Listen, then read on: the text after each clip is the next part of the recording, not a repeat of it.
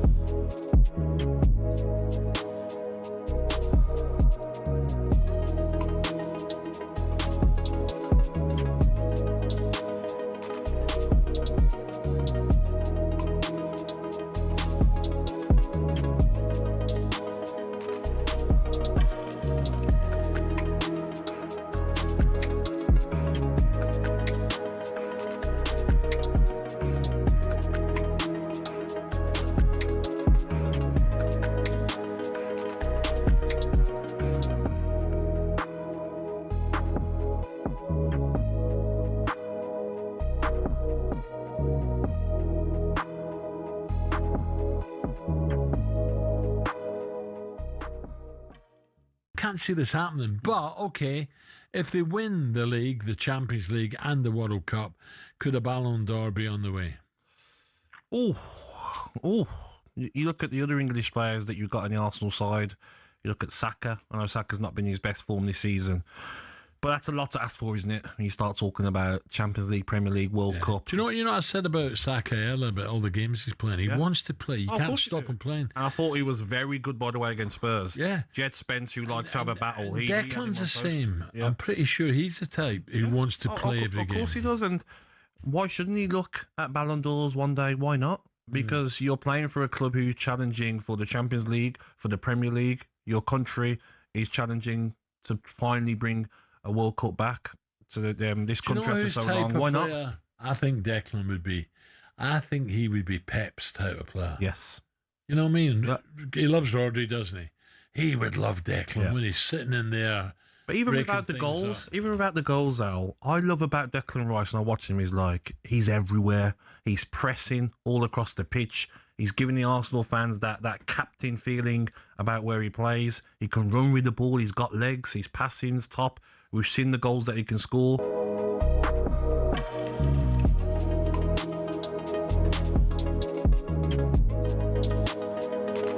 talkSPORT Sports Update, powered by the Nissan Van Range. Commercial vehicles that go the distance for your business. Search Nissan Vans or head to your local Nissan Van Centre. With your headlines at 3 minutes past 10, I'm Nick Ellaby. Good morning. Is Gareth Southgate gearing up for a new job? The former England boss says he'd have done better than some recent top-end Premier League managers. So how do you prove that you can win? You've got to go to one of those big clubs. Now, we know those big clubs, like, do I think I could have done the job that some people who've been in those clubs recently have done? Could I do better? I think I could. Southgate's told Henry Winter's podcast The Football Boardroom he doesn't fancy managing a mid-table side and understands his appointment would bring a lot of noise to any club. Another manager with a lot of noise around him is Oliver Glasner. He doesn't read the negative press, but it is affecting his mum. She reads too much. She was now in rehab because she got a new hip, and she has too much time to read all this stuff. And then she said, she's getting so nervous when she reads all these things. I said, stay calm. 78, it's all good. Palace are into the Conference League last 16, but Glasner says he'll keep speaking his mind about the club and the fans after telling them to stay humble last week. And Martin O'Neill says Celtic's first win on German soil gives him a few selection headaches ahead of Sunday's Old Firm. Not as if we played some 16-year-olds, the players have all played, but you're absolutely right. Some have played less football than others in recent times, and I thought that everybody came out with flying colours. Celtic's 1-0 win wasn't enough to turn a 4-1 deficit at Stuttgart. And Jeremy Frimpong's back available for Liverpool. They host West Ham tomorrow. Arne Slot doesn't know when Florian Wirtz will be fit again, though. More at talksport.com. talkSPORT News. After a disastrous by-election for Labour, a union leader calls for Sir Keir Starmer to resign. Meanwhile, victorious Green Party leader Zach Polanski calls it a win for unity over division. More from the news team at 5:30. talkSPORT weather with QuickFit. With a huge range of premium brands available, we've got what you need to drive away happy every time. Visit your local centre or quickfit.com and book today. Cloudy and wet, especially rainy across central and southern parts, where it'll turn heavier later. Scotland and Northern Ireland seeing sunny spells and scattered showers, staying mild everywhere. Hello and welcome to talkSPORT Goals. We're taking you through what should be another busy day of football. Chance to win it! We don't need to do that, guys. I'm going to owe you an apology.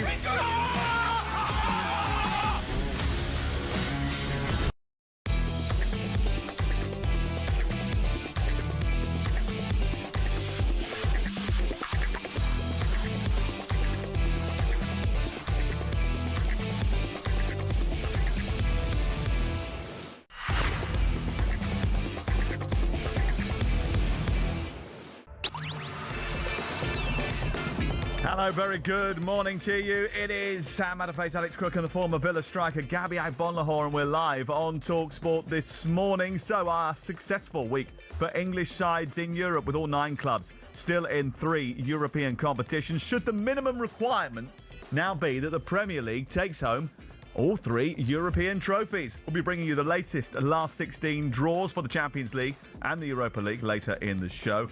Meanwhile, in a new interview with the Football Boardroom, Gareth Southgate says that his motivation for club management is not high and admits he is a complicated choice for potential bosses. Is he ready for a Premier League return? Also today, is the Premflix of football starting to take shape? Is there anything wrong with corner chaos? And is Igor Tudor bitten off more than he can chew? We'll find out. This is Sam Matterface, Alex Crook and Gabby Agbonlahor. We're here right the way through to 1.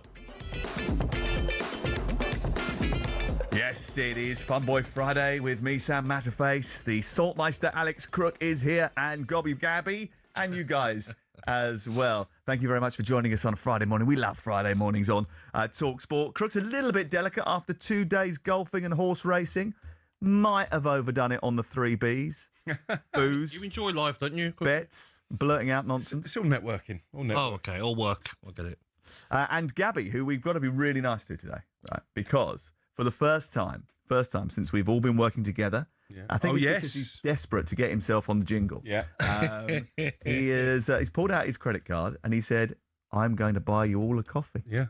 Not breakfast. He bought himself breakfast, just a coffee. Yeah. It's nice. a debit card, first of all. And also, the reason is because the breakfast shows, I pay for everyone's coffees. Yeah. So if I pay for the Friday coffees as well, I'm going to end up like on a loss. Yeah, all the way to London to work and take home nothing. I don't know what you want from me. I don't know what had more cobwebs, your wallet or Scott Minto's golf swing. Yesterday, honestly, my back is in bits today because I had to carry Scott Minto around the golf course for 12 holes. No. I spent my day off at the new PDFC superstore in Manchester. Pro Directive opened a special store there. They gave me a tour, so thank you very much to Chris and the team. A couple of freebies there as well, I saw. No. Is that a plug there for? Well, maybe 1 or 2 freebies. Yeah. But I actually bought a Mexico '86 T-shirt. Did you? Yeah.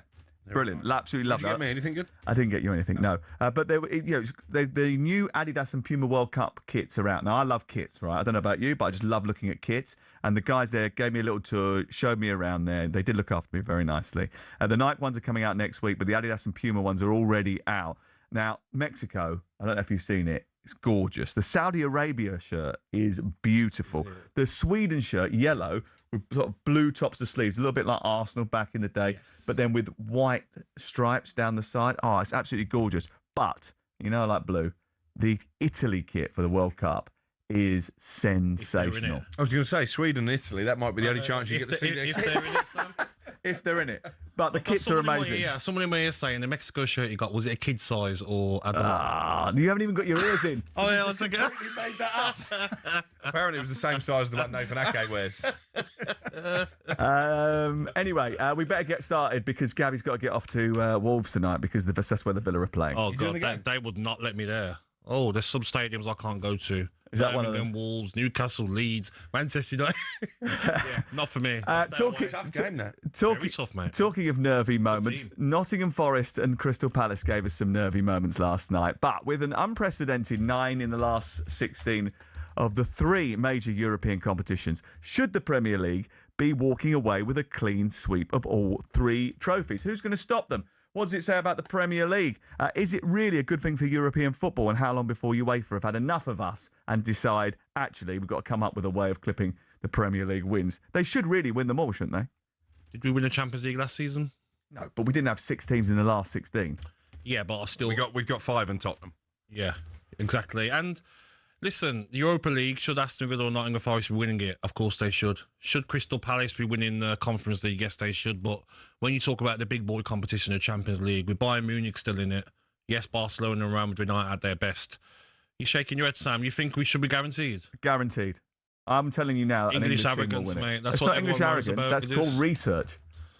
What do you mean research? It's watching the teams that are also in the Champions League. It's being So Bayern diligent. Munich aren't a top team. They've already They're, lost to Arsenal, they're a haven't good team, but they concede lost too to many goals Arsenal against away. elite opponents. They haven't lost to Arsenal at home.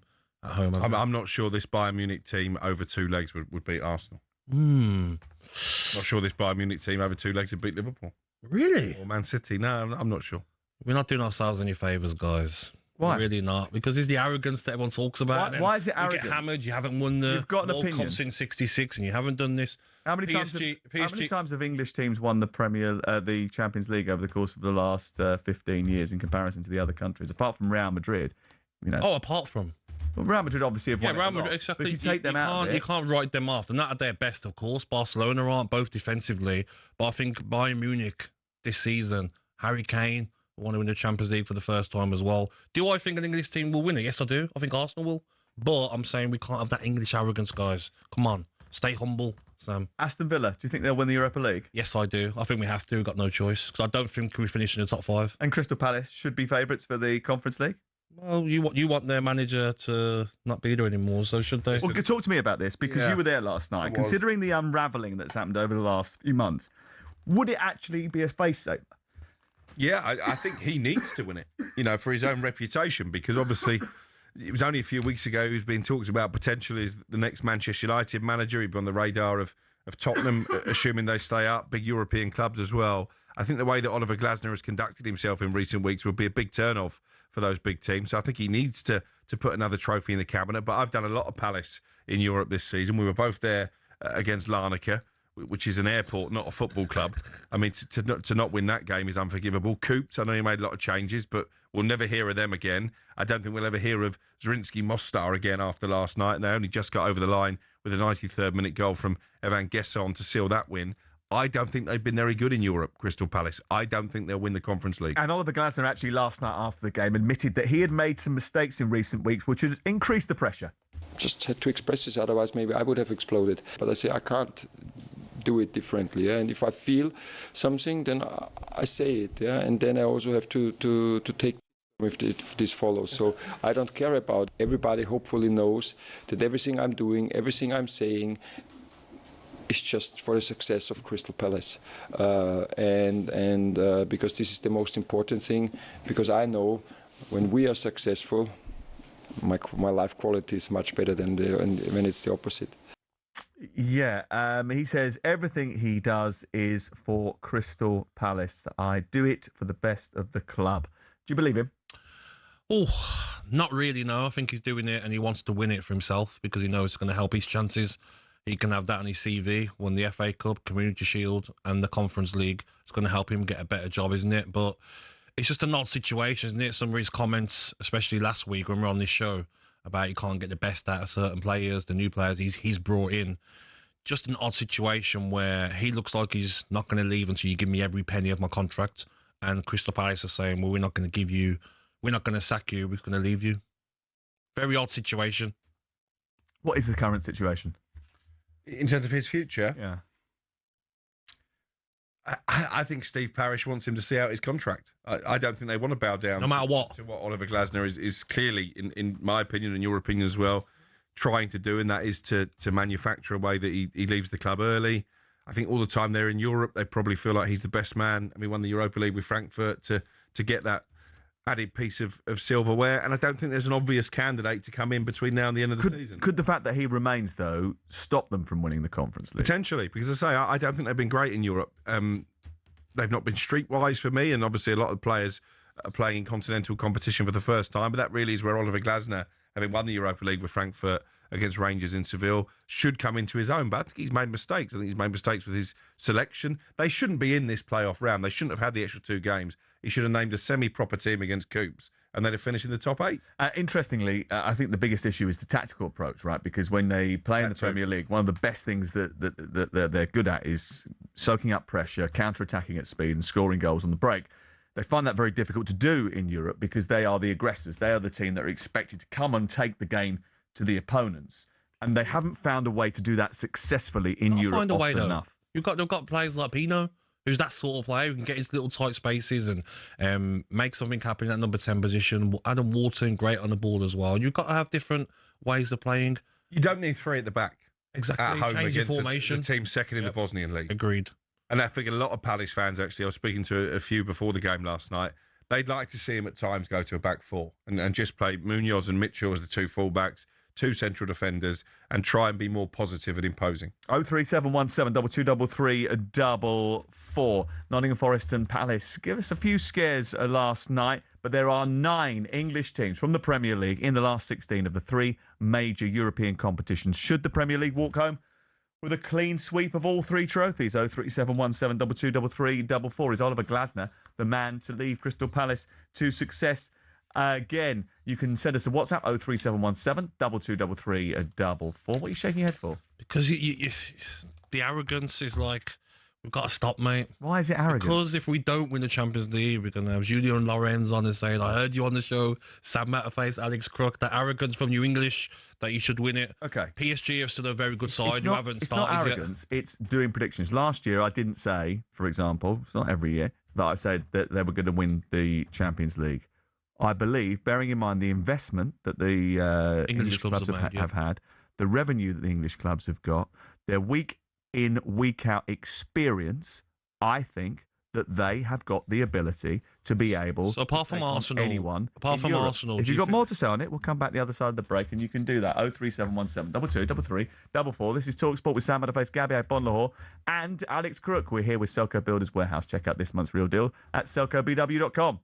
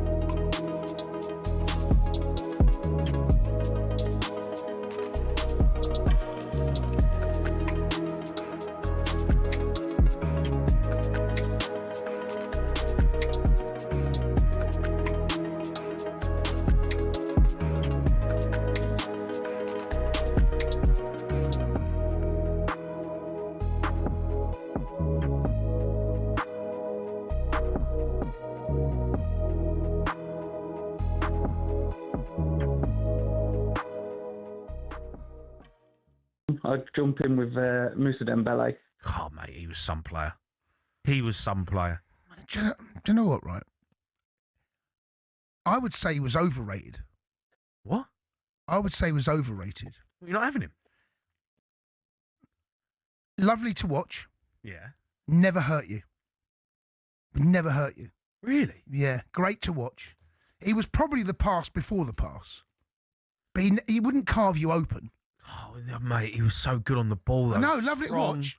But I don't know. Strong on the ball, could all drive of through that. midfield. All of that, but I don't ever remember him. I mean, get his stats up, goals and assists. That's what I want to see. Surprise me. No, seriously. I know, but you're getting up a stat. But there's, there's also the eyeball test, Jason. No, lovely footballer. Easy on the eye, but I don't think he ever hurt you.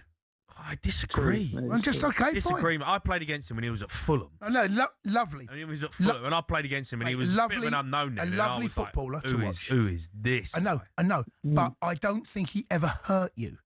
You know, some players can hurt you with a pass. They find the pass that will hurt you the most. I never felt that he would so strong, would travel with the ball, and then maybe he was the pass or he was the assist before the assist, right? But he never hurt you. He wouldn't be the killer pass. He wouldn't be the one that carves you open or takes on 6 players, rifles it top corner. Well, then that's not an underrated player, though, is it? Underrated. That's you're talking about Eden Hazard.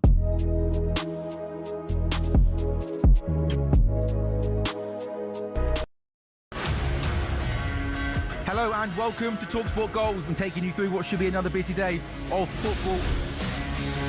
Chance to win it! we don't need to do that, guys. I'm going to owe you an apology. How would you get to that conclusion? That's a weak mentality. Oh, get out of it.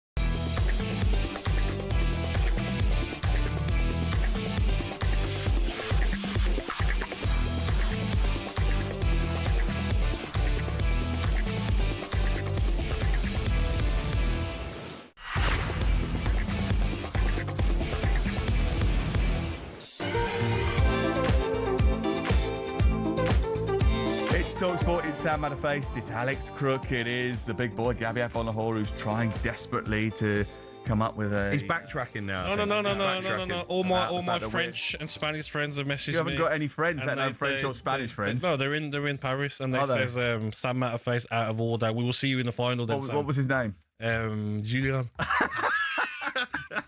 You only know one French. Yes. One French name. Robert. Sam says, Gabby's spot on. Who's to say that PSG don't find gear now they found in the latter stages like last year? They were the best team I've ever seen alongside Pep's Barcelona. They were actually really good last season. They were brilliant from this stage onwards. They beat Brest 10. Best team I've ever seen, though. I mean, Villa had chances in the second leg at Villa Park, and Arsenal had chances away in Paris. And Chelsea absolutely killed them in the final. I think we're getting a little bit carried away there. They were good. They were brilliant last year. They were brilliant, but they're nowhere near if that. If they get to their levels of they limped past Monaco. I'm telling you, if Monaco hadn't been stupid and get sent 2 players sent off over the both legs, they would have won that tie. They were 2-0 up after 10 minutes. Well, if they raise their levels... You're going to tell me that PSG... I'm not sure it's 100% all okay there. Yeah. Last year, Dembele's actually just started talking about this. He's been saying, you know, the idea that last year we were brilliant was down to the fact that everyone was selflessly working for one another. That hasn't happened as much this year. Got a little bit of stick about that, but that's his view, and he's the central point of that team. And if he's saying that they're not at their best, then I think it's fair enough that we're saying it too. Aren't Bayern Munich second favourites or Champions League? It might be. I'd imagine. Yeah. You're just diminishing them, Crookie. That Liverpool beat them, no problem, if they played them. I'm saying I would fancy Liverpool to come through over 2 legs. I think the strength of the Premier League will prevail this year. I agree with. Do you know what's fascinating about that is that their XG against when they play against some of the stronger teams in the competition is so high that they look like they're going to concede a lot of goals against elite teams, which is a real problem. Who's that? Sorry, Bayern Munich. Bayern Munich. Okay. Yeah. You knew that, Gabs, already. No, Sam knows his stuff. Sam, if you say that we're going to win the Champions League, English team, I'm going to back you, mate. And I'm get my wallet out. I'm going to lump on with BetMGM. I'm saying... I'm going to... Other bookmakers are available. It's because the reason I've formulated that opinion is because I watched a lot of Champions League football and I've done a lot of research into it, and I believe that they're the best placed group of teams to win it. Crook had a little pop. I said we had 6 teams in the Champions League, and he said we've got 5 and Tottenham. But I think that the top 3 of those, Liverpool, Arsenal and Manchester City, will go really deep into the competition. Not Chelsea? You're not fancying your beloved Chelsea? Chelsea will do... It depends who they get in the next round. They might get Barcelona in the next round. Which they've already beaten them at home. Beaten them well. But Barcelona defensively, if you watched them against Atletico Madrid in the Copa del Rey, watch the game. Wow. High line. But defensively, was it 4 Gabs, if you look at Barcelona over the course of the season, and you must have seen this, they do this wild thing where they play absolutely brilliantly and they can beat anybody off the park, and then the next game they'll go and lose someone like they did against Atleti and get absolutely well. Even Real Madrid against Benfica, defensively, wow. There's gaps. Benfica got through so easy at times. Real Madrid, I don't fancy defensively. After telling us that we were wrong, you're now what? I'm talking about Bayern Munich and PSG. So you're backing Bayern Munich. Bayern Munich and PSG. I'm backing to get to definitely the latter stages. 2 listeners agree with Gabby. With European competitions having England's side a favourite to win them, and hypothetically saying they will win it, would you consider changing the format again and to bring back the drop down of teams? Tougher teams to play in the Europa and Conference League could stop the English teams from winning them. I think that's absolutely true, by the way. That's from Multeen. Sam Stevens says, Gabby is spot on. Who's to say that PSG don't find their gear? Yes. They were the best team last season. Do you think that we're being arrogant here, or do you actually think that there's a possibility? Listen, like you says, the English teams and yes, the investment in the squads that they've got. Look at Manchester City being able to spend again in January, bringing in Semenyo and Gahey. Stones is back now. Doku and Savinho have got to come back. I think Savinho's back on the bench last game. So, of course, squad-wise, but I do not look at Liverpool with the way Salah's playing. No Premier League goals. Their form in the Champions League has been excellent at Liverpool. Yeah, They've had some tough games already. I think it's a bit of a lazy narrative just to say the word arrogance, just because you've predicted English teams to do well in the competition, bearing in mind that. And I don't know, Crook, and you've got your little machine. You think we should win everything, though? Get off. Okay. Well, let's ask Crook, because Crook he's got his mobile phone there. It's almost usually glued to his hands, and he will tell you what the bookmakers think. And the bookmakers are impassioned. They don't care either way. You tell me who the favourites are for the three competitions. Well, Arsenal are the favourites for the Champions League. I believe Villa are the favourites for the Europa League, and Forest are the favourites for the Conference League. Villa. Okay. Well, now they're in the competition. They should be. They've got more chance of winning it. Careful, Alex. But I just think you can't. Forest aren't in the Conference League, so it will be Palace that were the favourites. So you don't think? I meant Palace. Bayern Munich, you don't give them any chance of winning Champions League. I didn't say that, did I? No, I'm asking you. Do you give them any chance? I don't think they will win it. I think an English team will win it, but I think they're a good team and they'll go deep. I saw them last year against Inter Milan, and I thought that they conceded too many goals too quickly. Which is why they got knocked out by a Serie A side last year. I'm sure BetMGM will be able to price up the English treble, Arsenal, Villa and Palace, and I think it'll be very short. Okay, guys. The only time I've ever agreed with Gabby is in this conversation, says Mark. Stop the arrogance on expecting an English team to win the Champions League. We're writing off European giants in Real Madrid, PSG, Bayern, etc. Expecting Palace to win the Conference League in their first season of European football is laughable, by the way. Sam looks at the amount of English winners of the Champions League and Europa League in the last 15 and then wake up. English arrogance shining through. Well done, Gabby, for calling it out. Chris from Scotland. What about the World Cup then, Sam? We shouldn't win that, actually. I've already told you. You said because of the weather. Yeah, the climate. The climate's going to count humidity won't help us. Is that not a fair point? I don't know why you're changing that to a World Cup narrative. We're talking about the Champions League. Can we win the World Cup as well? More importantly, do you think that people will be able to sit here in June and go, wow, isn't the Premier League very, very strong? How well have they done to win all these trophies? Or do you think the rest of Europe will look back at this season, if England end up getting one or two trophies, and go, oof, we don't like that? When I look at the Europa League, 100%. I look at Villa can play Lille or Celta Vigo. I think Forest can play Real Betis or FC Midtjylland. Yeah. Yes, Forest or Aston Villa should be. If Aston Villa don't win the Europa League, it's a massive disappointment. The strength of squads and the investment that these teams have made. But I just think the Champions League, we know how tough it is to win. Okay, let's put it into perspective. And I don't want this to become Crookie has a go at Tottenham again. But the fact that Spurs finished fourth in the league phase, that does tell you how strong the Premier League is compared to the rest of Europe. So you did that Spurs Stadium last weekend. Did they treat you nicely? Well, it was our friend on the train. What was his name? Bruce. He had a go at me, Bruce. He did. Because he said, you keep telling us we finished 17th last season, and you say it with such glee. And I said, okay, you've got a really good point. But I said, tell you what, you finished 17th this year, you'll be happy, won't you?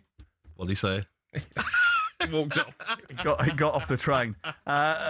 He was a nice bloke, Bruce. I liked him. Andy in Manchester says, no chance that a Premier League side wins any Euro trophy this season. It's the worst Premier League in years. 80 points will win it, and that's bad. Even Arsenal may win the title. Wasn't too long ago, I think, that England won the Europa League and the Champions League. Is that right? 2019, Liverpool won the Champions League and Chelsea won the Europa League. 7 years ago. And if I'm not mistaken, Chelsea beat Arsenal in the final and Liverpool beat Tottenham in the final. So let's win it all. Beyond the realms of possibility. Let's see what happens.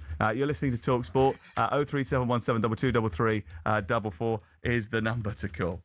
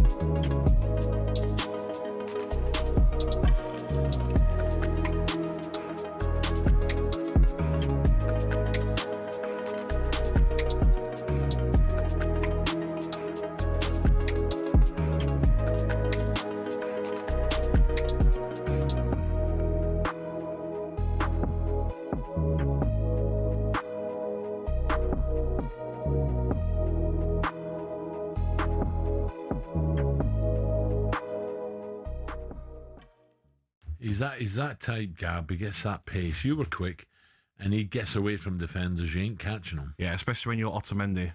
You know, it's closer to 40 Otamendi than he is 30. He was struggling to get back. But look at the finish out. We're just talking there while we heard that clip. For all the youngsters out there that are trying to be a footballer, that's the composure. Because if he took down his left foot, probably keeper saves it, but to sort of put your body around the ball, open your right foot out and literally guide it through. Yeah. The Thierry Henry finish, I call it.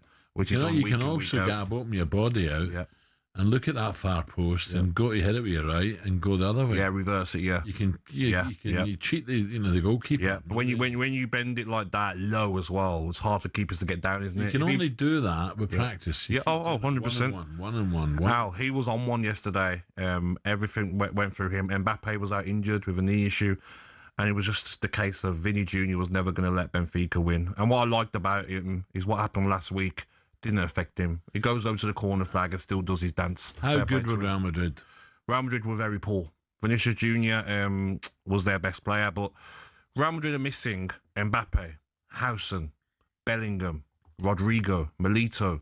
You worried about Bellingham getting back full fitness? No, it did show a clip earlier on in the week of Real Madrid. He's back. He's playing with the Bulls. You know, so that's always a good sign now. It means he's on his way back from his hamstring injury.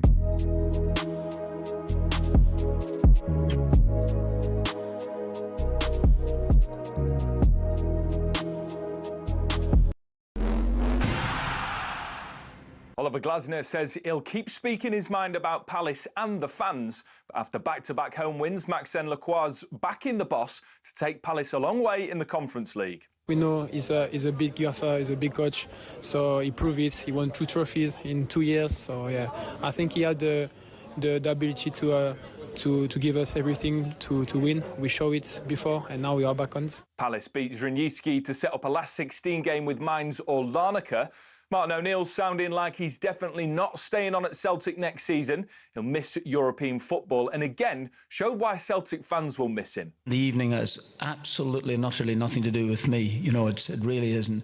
Of course I miss it, absolutely. I miss it. I'll miss it until they're putting a brown lid on top of me. Celtic's first win on German soil, but it wasn't enough to overcome a 3-goal deficit at Stuttgart. Meanwhile, Gareth Southgate says he could do a better job than some recent Big Six managers, but doesn't want any old Premier League job. I did that at 35, finished 11th, 12th. Who's in those positions now? Probably Bournemouth, Brighton. So I don't feel the need to just go and do it to say I've managed in the Premier League. Southgate's told Henry Winters, the Football Boardroom podcast, he's not actively looking for a coaching job. In other news, it's revealed Ruben Amorim's sacking cost Man United at least £16 million. And we're told Jesse Lingard's in advanced talks to join Corinthians in Brazil, where he could join his old Man United teammate Memphis Depay in attack. More on talkSPORT.com.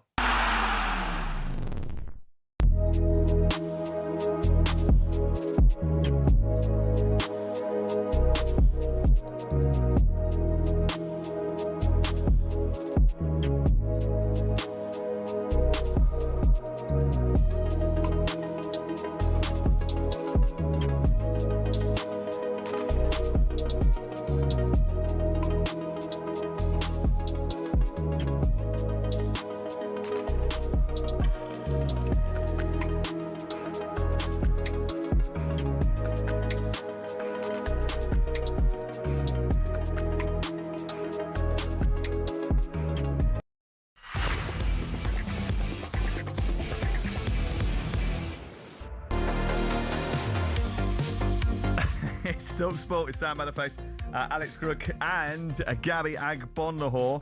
In a new interview with the Football Boardroom podcast, Gareth Southgate, has said that his motivation for club management is not high and admits that he is a complicated choice for potential bosses. So, is Gareth Southgate ready for a Premier League return? And who is he aiming a thinly veiled dig at, if that's exactly what it was? Because he did say there were a few that he had noticed that had done recent jobs in the Premier League, and he might have done a little bit better, or he certainly backed himself to do a little bit better. Here he is explaining his mindset, suggesting that he doesn't want to manage just a mid-table club in the Premier League. I've got no passion to just go and manage in the Premier League.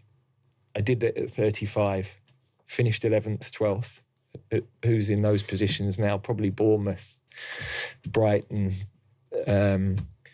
So I don't feel the need to just go and do it to say I've managed in the Premier League. I've had one of the biggest jobs in world football, so I've been spoiled. Huge nights, working with outstanding players, no owner interfering. Externally, people are saying, well, he didn't win. So how do you prove that you can win? You've got to go to one of those big clubs. Now, we know those big clubs, like, do I think I could have done the job that some people who've been in those clubs recently have done? Could I do better? I think I could. But we've talked about the baggage that comes with me as an appointment if you're an owner. And there's a reality around, I can understand what that noise is. There's that bit that I think makes me potentially a complicated appointment for a club. And there's also the reality that I needed a period after England that consumed me for 10 years. I gave everything I had. I said to you, there were only two of us thinking about England 365 days of the year. That consumed everything. That was Gareth Southgate talking on the boardroom. Having listened to the man himself, where does he land next? No owner interference probably rules out Nottingham Forest, I would have thought. But could he have done better than Amorim at Manchester United? I think Gabby could have done better, to be honest, with hindsight. Done our badges together. I think that's probably the manager that he's alluding to, without obviously naming any names. Where does he pitch up next? Listen, I don't want to go over an old debate, and I've had this conversation with Danny Murphy a long time ago, that I think Manchester United should run a mile from appointing Gareth Southgate. I don't think his record at club level is good enough. I think he proved with England that he could get a team to a certain point without actually getting over the winning line. But I think what this interview also reflects is that maybe in 2026, the job of a Premier League manager is not as appealing as it once was. And the reason I say that, if you look around the top clubs in the Premier League, you've got Liam Rosenior, a relative rookie, in at Chelsea. You've got Michael Carrick in as an interim at Manchester United. You've got a ridiculous situation at Nottingham Forest, where they're on their fourth manager of the season. I think patience among football fans and among the people who make the big decisions at football clubs, owners, chairmen, chief executives, is probably at an all-time low. And I think Gareth Southgate just doesn't want the aggravation. And I quite understand it. I mean, he's pretty self-aware in the way he was talking there. You know, the idea of the fact that he knows that his appointment will come with a lot of noise and maybe complications. He's always been a great orator, and he's a great man to spend any time with. But he clearly needed a refresh after leaving England. He seems to have recalibrated himself, and he's obviously either putting himself in the market or he's ruling himself out of one of these coaching jobs. I've always had the feeling, really, that he would steer himself away from going back into coaching for this very reason, what we were talking about there. But the idea that he is having to justify his CV as arguably the greatest English manager that's taken the English national team since Sir Ralph Ramsey seems absolutely ludicrous to me. I just don't understand it. And any other walk of life. And I think what Crook is saying is basically Premier League owners have become too demanding. Yes. Premier League owners have decided that now there is a different way of managing. It has to be not a project. It has to be, you just come in and do as you're told, and I call the shots here. Premier League supporters want everybody to have success quickly, and I think probably some of that is down to the fact they're uncomfortable with the way that owners run their football clubs. And managers now don't get any time, no matter where they are. I totally agree, and maybe Sir Gareth Southgate, at 55 years of age, been there and done it for his country. How many years in charge? With 10 years in charge of England. And does he want the stress, the aggro, the owners interfering? Look what's happening at Nottingham Forest. 4 managers in a season. Look at Chelsea. There's a way now that you have to be in control as a manager there. So I get it, why you wouldn't want to go and maybe manage a team in the bottom half of the Premier League. Maybe he's looking at that and saying people can use the not winning again, because it's going to be so hard to win a trophy for a team in the bottom half of the table. But I thought he'd done a great job for England, but he didn't get to the final and win, did he? And some of the routes that we had to the final. I know we go over it so many times, Sam, but I believe that we should have won a trophy under him, especially when we lost to Italy in the final. You know, was crying out for changes to be made that he didn't make, and we sat back too much and lost that game, which we should have won. I think he'd be a good fit at Crystal Palace. Obviously knows the club. He will know Steve Parish. I think he will get the respect that his record does deserve at Crystal Palace. But the question that he's got to ask himself, and he sort of said it there, he's had the biggest job in the country. Even though Palace obviously has a special place in his heart, is he going to get the same motivation out of being Crystal Palace manager as he did taking England to the finals? Because of the European elite managers nowadays, and I think he is up there as one of the big name managers in world football, which is why he is talking in this manner. And it's why he was considered for other huge jobs around the continent when he first left the England job. Is because the big managers, like you say, don't want to do Premier League jobs. That's why Thomas Tuchel has already decided his future is with England. Why wouldn't you want him at Manchester United? Because I don't think he's a top level manager. Certainly not domestically. You know, you look at what happened at Middlesbrough, and I think there's a difference. There's a big difference between being England manager and being Manchester United manager. Do you agree with that, Sam? Especially when you look at the England team, and one of the big things that he did, Gareth, he took the ego out of the dressing room. Yeah. There's a lot of ego still in that dressing room. And would actually, I understand that's not as much the case nowadays, actually. But I also think that's what you wanted about a year ago. You wanted the ego to be taken out of the dressing room at Manchester United. So it might have been that he would have been a better fit than Ruben Amorim. I mean, it couldn't have got much worse in terms of the way it ended. But you talk about people who haven't won. Maurizio Pochettino is someone you've advocated for. What has Maurizio Pochettino won? Different circumstances. He got to a Champions League final that I think they were always second favourites to win, and obviously they conceded the penalty. So England get to a final against Spain, they're second favourites. Is the Italy final? They were second favourites. Again, I don't want to revisit. Yeah, but they go 1-0 up against Italy, and look what's happened to Italy since. They've literally not qualified for a tournament since they beat England in that final. But what's the if he difference went for the jugular and got the second What's the goal? difference between Pochettino and Southgate? That's my point. Good question. Go on, Crookie. Well, I think Pochettino's record as a club manager is better than Gareth's. He's had more jobs. He's had more jobs. But in terms of being a manager, they've probably got a similar sort of level of CV, haven't they? Again, I just think character-wise, I've worked close up with Maurizio Pochettino. I think he handles dressing rooms. He can't handle the Gareth Southgate. Can't say that he hasn't handled the dressing room better than most people. He's brilliant. Did that for England, didn't he? Well, he cleansed the dressing room, didn't he? But it was a very different group of England players to what we've had in the past with the Golden Generation, for example.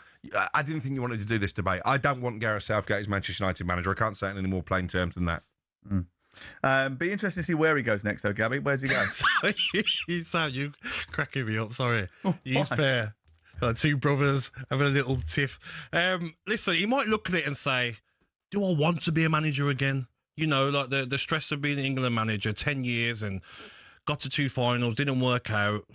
He might just say to himself, I'll do the other stuff that I like doing around football. You know, is there a different role for Gareth Southgate in football? But if he does go and get a Premier League club, there is going to be a lot of scrutiny on him, a lot, because of failing to win for England. And I think he was quite tired of that by the end. He definitely was. Look at his demeanour at the end of that European Championships. He'd had enough, and he mentioned it there. And maybe it is unfair. Maybe he says, look, I know there's a certain amount of baggage that comes with me. And maybe when you look at his record of going deep in the tournament, maybe that is unfair. I would love a friend like you, Sam. I mean, Sir Gareth Southgate is lucky to have you, Sam. The way you back him. And he pulled the Pochettino call on me, didn't he? He pulled the Pochettino. Gareth Southgate's more of his friend than you. I think just so you know that. You've got to be able to back up your arguments, fella. If you can't, then you're in the wrong place. 03717 2233 44 is the number to call. 81089 on the text. We're going to talk a little bit about the home of Premier League streaming next. They're going to do it themselves, apparently.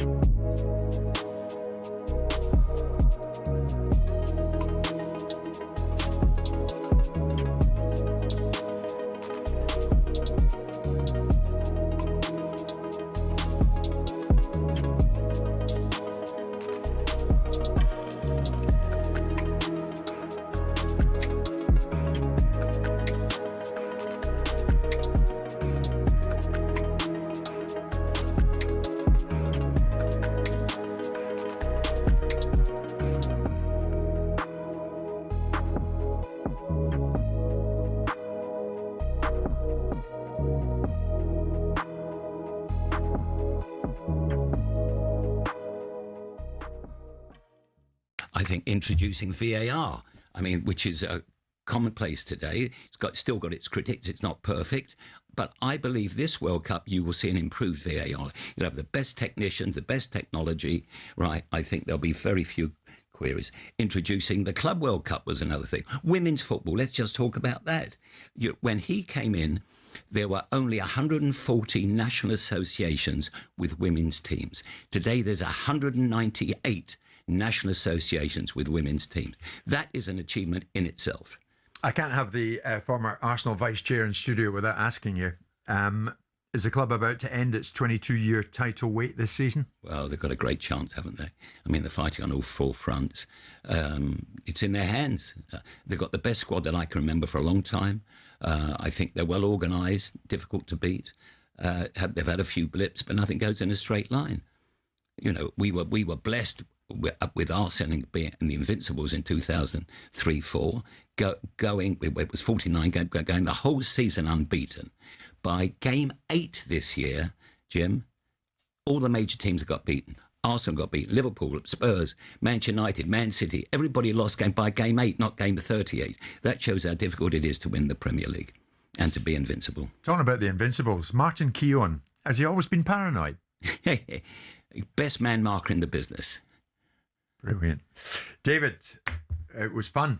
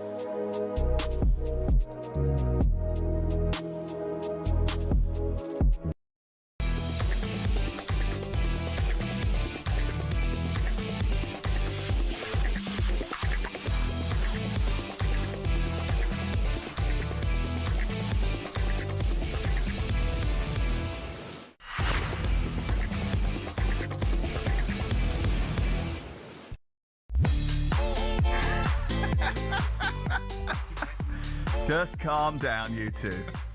Stephen Gerrard got the Liverpool job yet.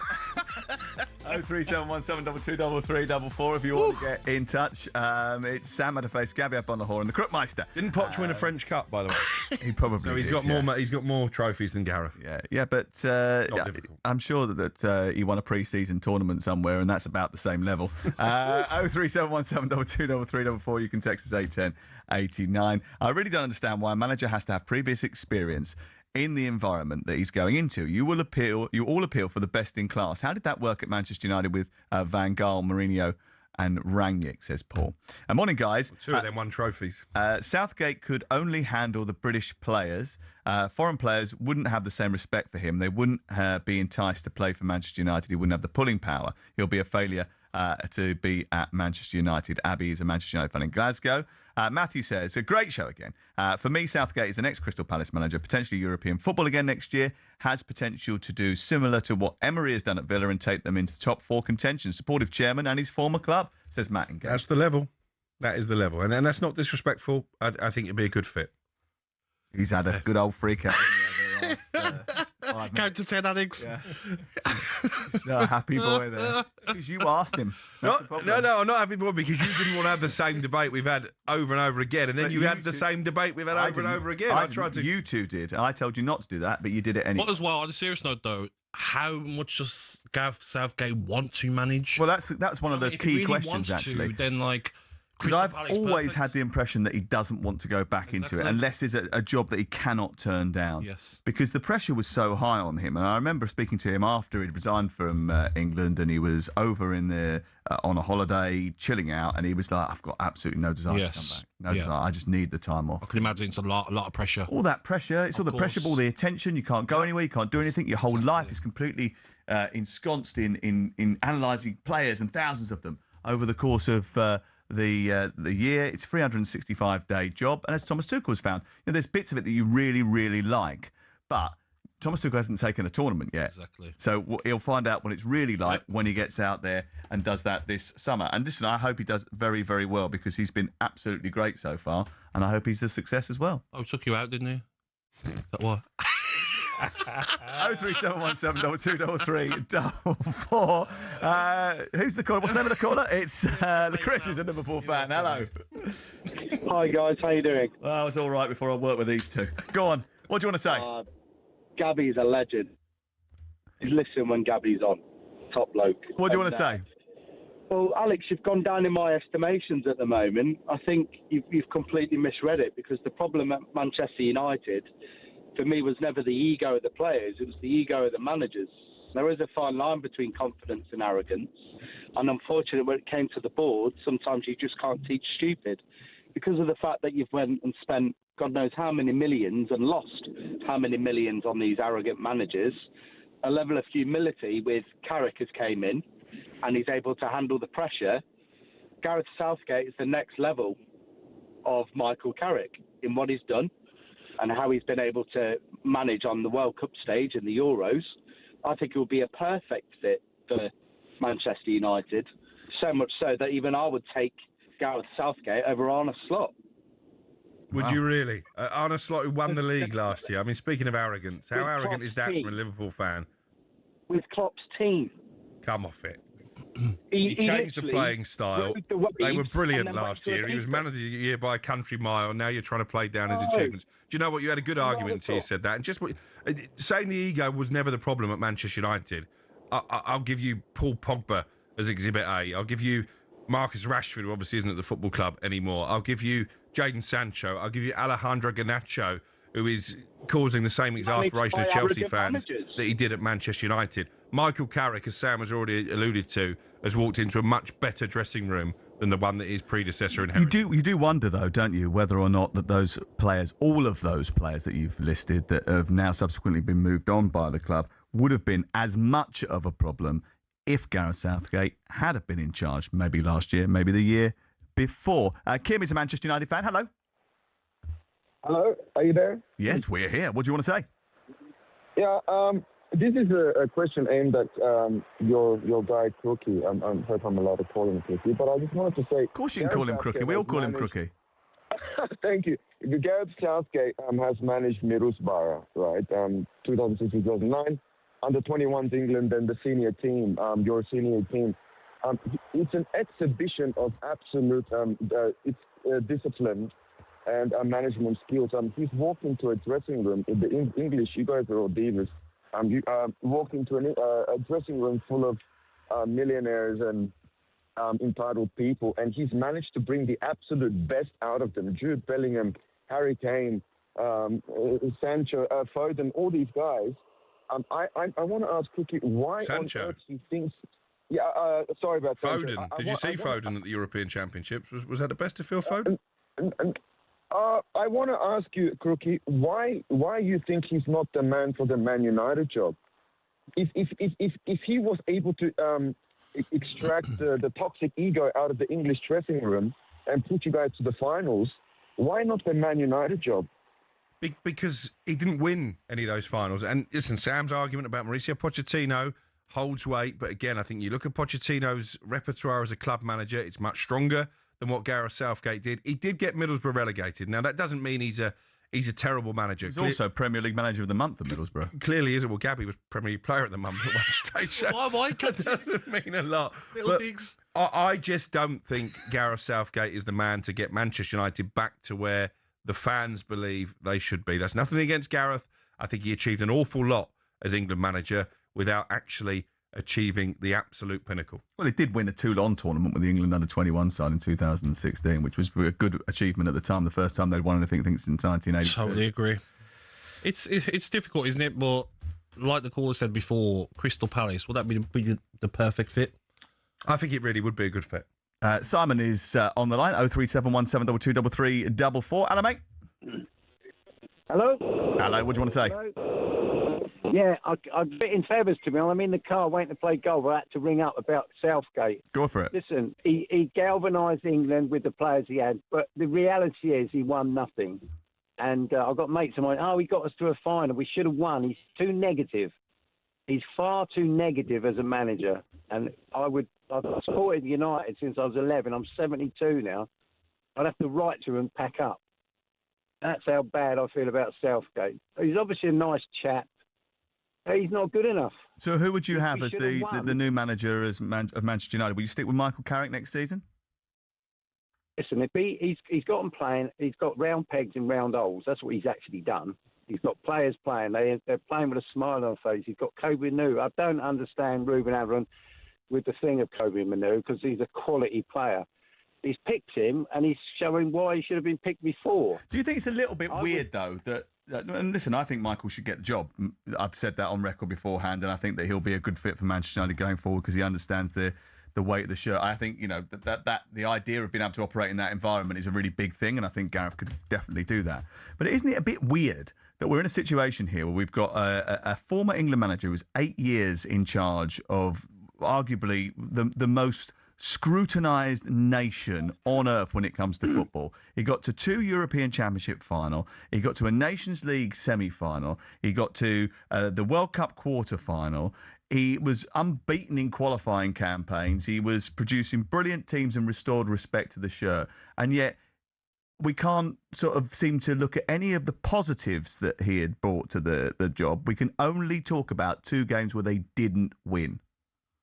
I think the problem is that I'm a businessman and I have salesmen, right? So if you get a salesman who has a meeting, does everything correct, the client loves him to bits, he does everything like the quotes are brilliant, he doesn't close the deal. Unfortunately, in football today, with the amount of money, it's about closing the deal. And he hasn't been able to close the deal. Initially, we went 1-up and he went negative. If he'd have carried on, we'd have got another goal, we'd have won that game. Okay. And that's my problem. It's not about... Yeah, he's done a brilliant job in terms of, settling the players down, making sure that the egos were sorted, all that stuff. But, Michael Carrick did that in 2 weeks. He had all these players doing rubbish, and he's done that in 2 weeks. I'd give him the job. If he carries on to the end of the season, we've had Mourinho, we've had all these so-called top managers at United, and they haven't done anything. 03717223344 if you want to contribute. Simon, thank you very much. We appreciate that. We've got the Europa League and the Champions League draws this morning as well. We're looking forward to those. The Champions League one is coming up very shortly, so stick around.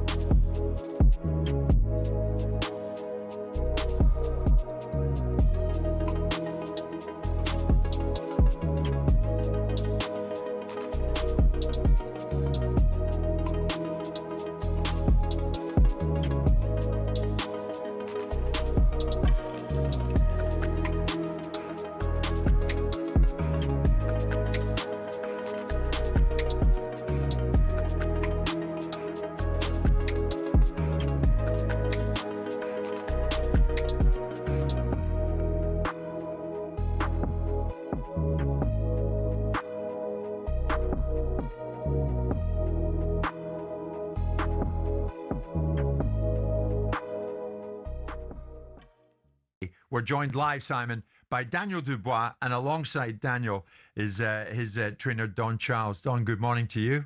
Good morning to you, Jim. Good to see you again. And this fellow on my right, Daniel Dubois, who very kindly speaks to this show on something of a semi-regular basis when his dad gets him up and out of bed. Daniel, good morning. Yeah, good morning. Yeah. Good to speak to you. Good to have you here in studio. Yeah. 7 months on from your last fight, how good does it feel to be back in camp again, Daniel, with a big one on the horizon against Fabio? Yeah, I'm just privileged. Glad to get this opportunity, and I'm ready to go out there and smoke him. Work everything we've been doing in the gym and put it to practice. What kind of nick are you in? How would you describe where you're at in terms of your fitness, your focus? I'm ready. I'm in good shape right now. I could fight in just a couple of weeks. I'm in form, and I think I'm going to be just a different level, and better than I've ever fought before. Anyway, I mean, you were a different level when you destroyed Anthony Joshua. Are we going to see something like that again?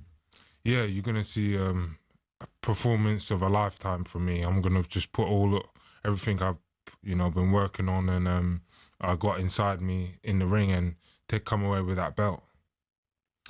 Don, it's been well documented. You two split for a time. You went one way, Daniel went another.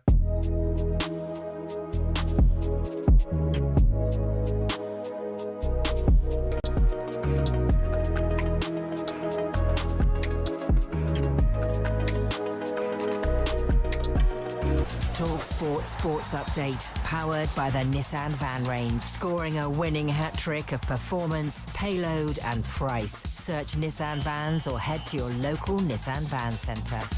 We do headlines at 1 minute past 11. I'm Nick Ellaby. Good morning. Now, does this represent a change of tack? Gareth Southgate thinks he could do a better job than some recent Big Six managers, but he doesn't want any old Premier League job.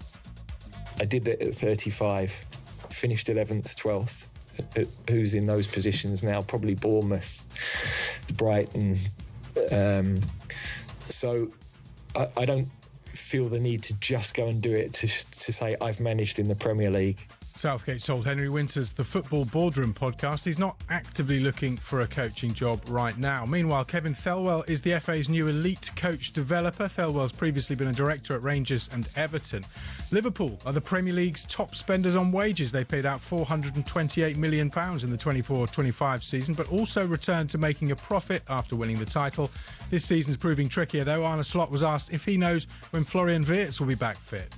At this moment of time, no. And usually when I say that I do have that, I do know that, but I don't want to share it. But now I honestly don't know. Jeremy Frimpong is back available for Liverpool, who host West Ham tomorrow. Oliver Glasner says he doesn't read the papers for the sake of his mental health, and criticism over him and his work at Palace is upsetting his mum, though. Palace are into the Conference League last 16. The draw is this morning. That follows the Champions League draw in the next half an hour. Newcastle could play Chelsea 3 times in a week if they're drawn together. Here's Eddie Howe on the club breaking new ground. Yeah, really special, really positive for us. I think just grateful we can't get Man City. You can follow the Champions League draw live on the show with Max, Alex and Gabby in 15 minutes. talkSPORT News. Jubilation for the Greens, but disaster for Labour in a Greater Manchester by-election, and a man's been arrested after Sir Winston Churchill's statue was vandalised. More from the news team at past. talkSPORT weather with QuickFit. Rain or shine, our mobile tyre fitting service comes to you, so you can stay on the sofa this winter. Book today at quickfit.com. Conditions apply. Cloudy and wet, especially rainy across central and southern areas. It'll turn heavier later as well. Scotland and Northern Ireland seeing sunny spells and scattered showers, and staying mild.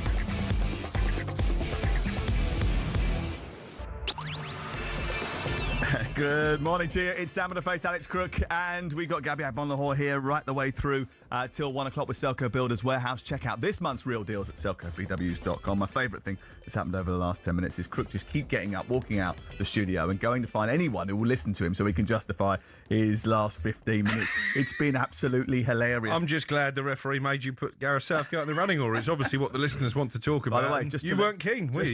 Just to let you know that the ref is in charge. I'm not in charge. Well, you were trying to take charge. As he tells us. Fair play to the which referee. Is why we better get on with the Champions League draw, because that is upcoming here on talkSPORT. The draw for the last 16 of this year's tournament is about to start, and this is what you can expect. The The clubs who finished in the top 8 of the league phase, who are seeded, have been paired, 1 with 2, 3 with 4, and so on. The teams who faced a playoff were already drawn into specific positions ahead of their matches, meaning each seeded team could only face a maximum of 4 different sides in the last 16. The results of the playoffs have whittled that down to 2, and this draw will decide the specifics as well as the route all the way to the final. For Chelsea, it could be Newcastle, because clubs from the same country won't be kept apart, or champions PSG. Liverpool and Spurs will face either Galatasaray or Atletico. For Man City, it's either the Giants of Real Madrid or the Minnows of Bodo Glimt. And for Arsenal, it'll be either Atalanta or Bayer Leverkusen. That's the bracket. If you're watching on the Connected TV app or on the talkSPORT app, or you're watching on YouTube, you can see the bracket that has come up on your screen. If you've got a magnifying glass, you can. It's a very good graphic. And it gives you a map of... One of the great things about this draw is the fact that it maps you all the way through to the final, doesn't it? You know who you're playing next. And there's going to be some interesting ties, isn't it? Newcastle can get Chelsea or Barcelona. Yep. I want an all-English... Not this early. I do. I don't care. I do. I think you're definitely going to get an all-English tie at some point, but that's going to happen because of the way that the draw is currently mapped out. I think at this stage, I'd rather it not happen. I think I'm with Crook on this. It's much better at the quarterfinals. I want it now so that my Bayern Munich or PSG can happen. I'm waiting for Crook to say the best ever all-English tie. Manchester United versus Chelsea in 2011, was it? Got to be Chelsea-Liverpool, Well, I didn't mind 2008, actually. Yeah, The All-English final was We're talking about the All-English We're talking about 2011 when I watched with you in Las Vegas, ironically. You did. All his Chelsea family were there. I was pretty much really? the only United fan in this auditorium. And I did a knee slide when we scored. It did. And then... And he tried to do it back. Second leg, week. we were in Florida. Yeah. And we watched it in a pub. We did. And they thought they'd scored. So he did a knee slide to try and get his own back. The offside flag went up. Comes the flag. And then Chicharito scored, didn't he? And took us to the final. Yeah, and it was awful. It was absolutely awful because he absolutely rinsed me. But do you remember the night that you did we did a Carabao Cup game? Not the same. It's a semi-final, wasn't it? Semi-final of the Carabao Ryan Cup. Giggs scored. And you went sliding down my carpet in my living room. This was about 2005, 2006. Sliding on carpet? He left the carpet burn in the corridor of my rented house. It cost me loads of money. Lost my deposit as a result. Did he pay for it? Or? Of course he didn't. No. And we lost the game. And then he lost the game. It wasn't even worth it. It was absolutely pointless. Those were the days. I think teams to avoid in the Champions League, when you look at it, Arsenal can get Bayer Leverkusen or Atalanta, Chelsea, Newcastle, PSG, Liverpool, Atletico, Madrid or Galatasaray, Bodo Glimt or Real Madrid for Manchester City, Newcastle, Chelsea or Barcelona, and Tottenham, Atletico Madrid and Galatasaray. Who wants to avoid who there? Would Liverpool have probably preferred Galatasaray over 2 legs to Atleti, I'd have thought. He's got a lot of goals against Juventus, though, didn't they? Galatasaray. Yeah, but you look at the second leg, I watched it. They capitulated away at Juventus. Yeah, but then they came back in extra time and won the game. extra player, that ridiculous red card. But Bodo Glimt are going to be tricky for anybody. When as Inter Milan Lloyd fan. Kelly got sent I off. couldn't believe it, mate. Ridiculous. I was like, what's it come to? And the ref actually went over and changed it from a yellow to a red. Yeah, mad. But Spurs, who do they want to avoid? Atletico Madrid, they beat Spurs over 2 legs, Crookie, for you? Do Spurs not just want to get knocked out and focus on the Premier League? Is the Champions League going to be a distraction for them? Well, it's the Champions League. Every round is worth so much money. They probably need it. True. It's the elite competition, isn't it? What about Manchester City? Bodo Glimt or Real Madrid? Which one do you want? If it's the Real Madrid that played the other night and no players are coming back, then I'll say Real Madrid. But obviously Bellingham will probably be back. Rodrigo will be back. Because it sounds like a no-brainer. Most people Mbappe's just go back. straight away. We'll have Bodo Glimt. please. Bodo Glimt's results. Beating Atletico Madrid 2-1 away from home. Inter Milan beating them Beating both City legs. at home. Exactly. Beating City, doing well against Spurs. So Bodo Glimt will not be no easy task. And Man City have already gone there and lost, haven't they? Was it 3-1? They lost away to Bodo Glimt. Yeah, it was a bad. And we saw as well, Sam, and you've done the game, how well Bodo Glimt done at Inter Milan and the San Siro. Kjetil Knutsen, who's the manager of Bodo Glimt, is one of the most tactically clever managers that are left in Europe at the moment. He's absolutely terrific. Right, the draw for the Champions League, last 16, is on the way. Very shortly here on talkSPORT, you'll find out who Chelsea, Liverpool, Manchester City, Newcastle, Tottenham and Arsenal get when we come back in the next few minutes here on talkSPORT. Actually...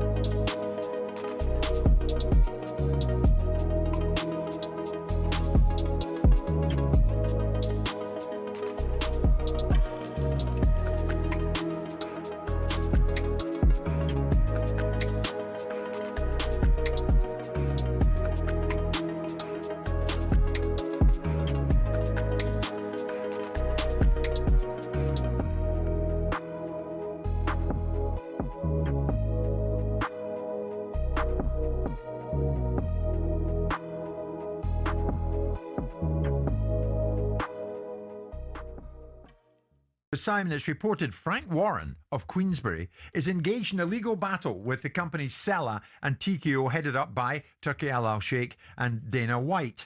They are fronting Zuffa Boxing. What's all this about?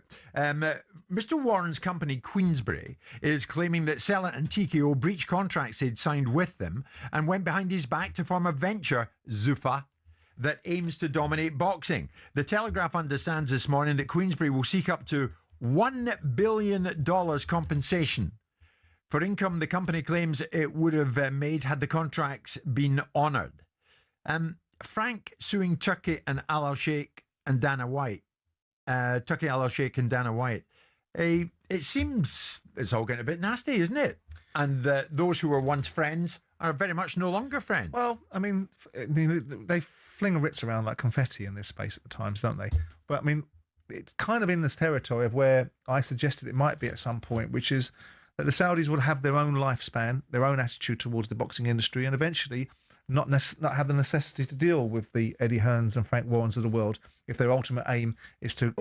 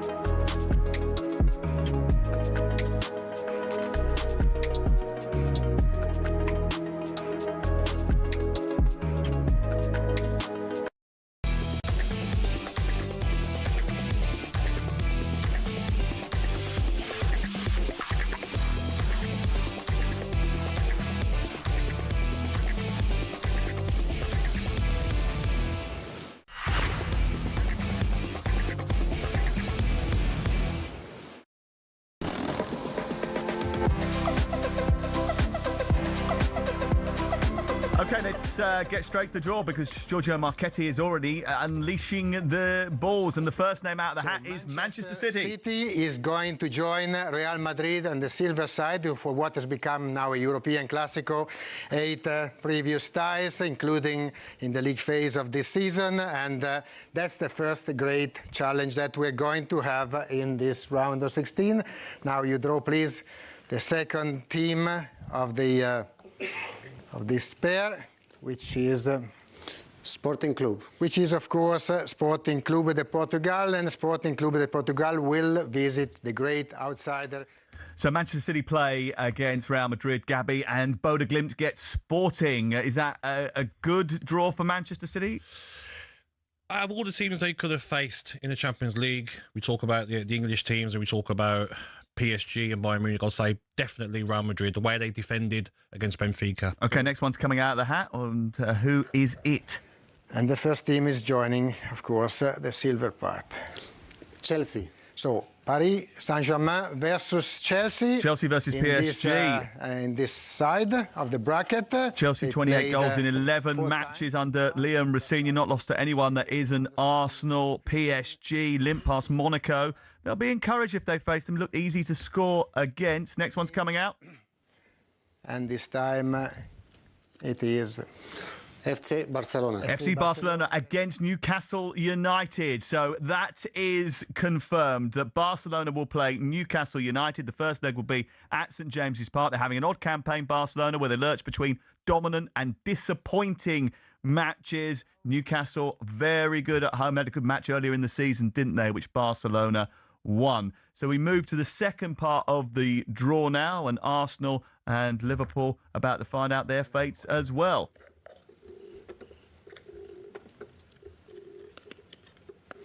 Liverpool. So the first one is Liverpool, and this means that Liverpool will have to face the opposition of Galatasaray.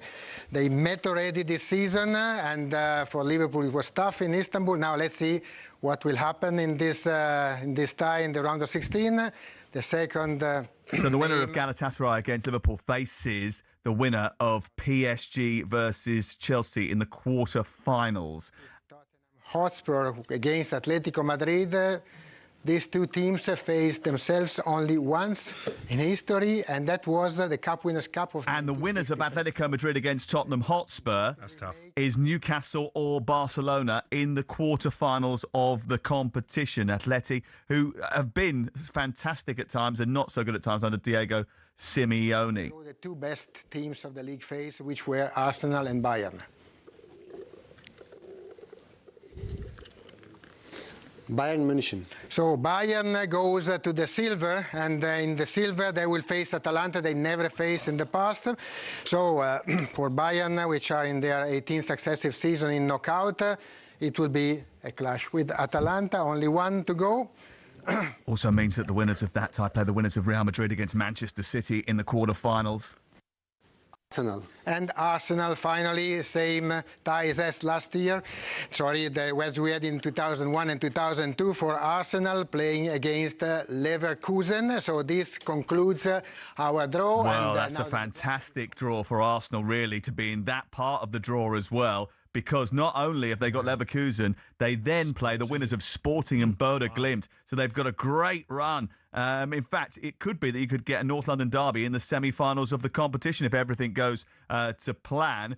But their potential opponents in the quarterfinals, should they beat Leverkusen, Arsenal, would end up being Bodo Glimt or Sporting. And then they would face the winners of the quarterfinal, which is between Newcastle, Barcelona or Atletico Madrid against Tottenham. So the draw in full then, Paris Saint-Germain against Chelsea, Galatasaray against Liverpool. The winners of those two ties will play each other in the quarterfinals of the competition. Real Madrid will take on Manchester City, and Atalanta will play Bayern Munich. The winners of those two ties will meet in the quarterfinals. So we could have a Manchester City Bayern Munich reunification with Vincent Kompany in the quarterfinals of the competition, or we could have Real Madrid Bayern Munich, some of the most prolific champions in Champions League history, meeting at the quarterfinals stage. Newcastle and Barcelona is the next fixture that came out of the hat. They will face the winners of Atletico Madrid and Tottenham Hotspur in the quarterfinals, and then Bodo Glimt Sporting and Leverkusen Arsenal completes the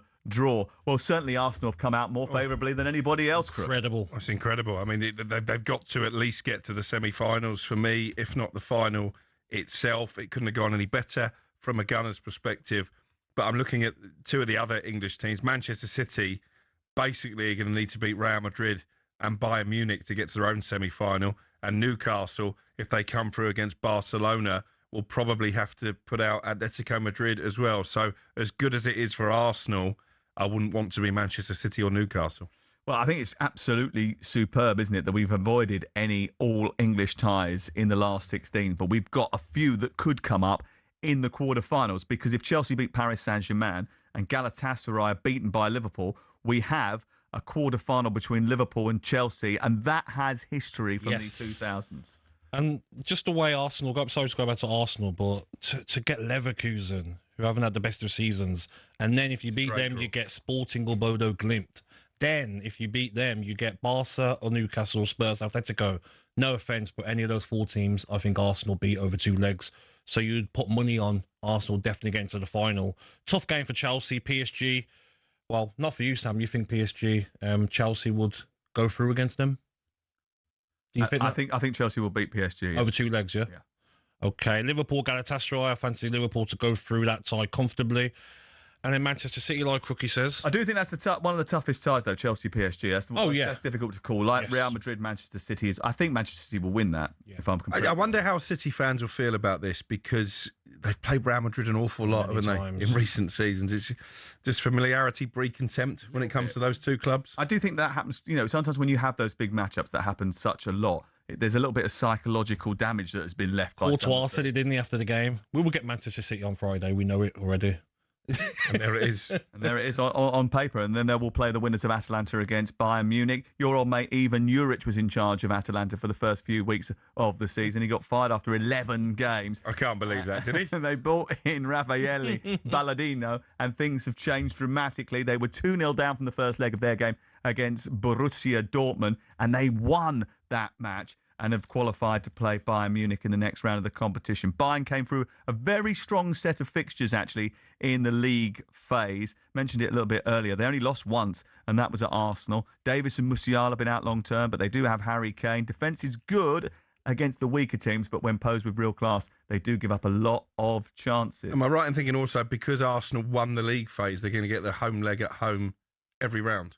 Yeah, they get the home leg all the way to the semi-final. So they're in the best half of the draw, and they're at home in the second leg all the way. Yes. Yeah. There's no excuses, is there? For me. And listen, they'll probably end up with a trip to Lisbon or a trip to Norway should they get past Leverkusen. Listen, there's no guarantees that they get past Leverkusen, but they'll be big favourites for that. Oh, massive favourites. I mean, Leverkusen, like we says, haven't been at their best this season, especially since Alonso left last season. Bodo Glimt, it wouldn't surprise me if they get through against Sporting. You know, what they've done in the Champions League this season. Imagine that, quarter-final, Arsenal versus Bodo Glimt. Do you know what I mean? And now with the odds short on Arsenal. Arsenal have been there before. Yeah. Yeah, Arsenal actually went up there and won in the Europa League not so long ago, to be honest. Conor Gallagher as well, going back to Atletico Madrid. Yeah, really enjoy that. Yep.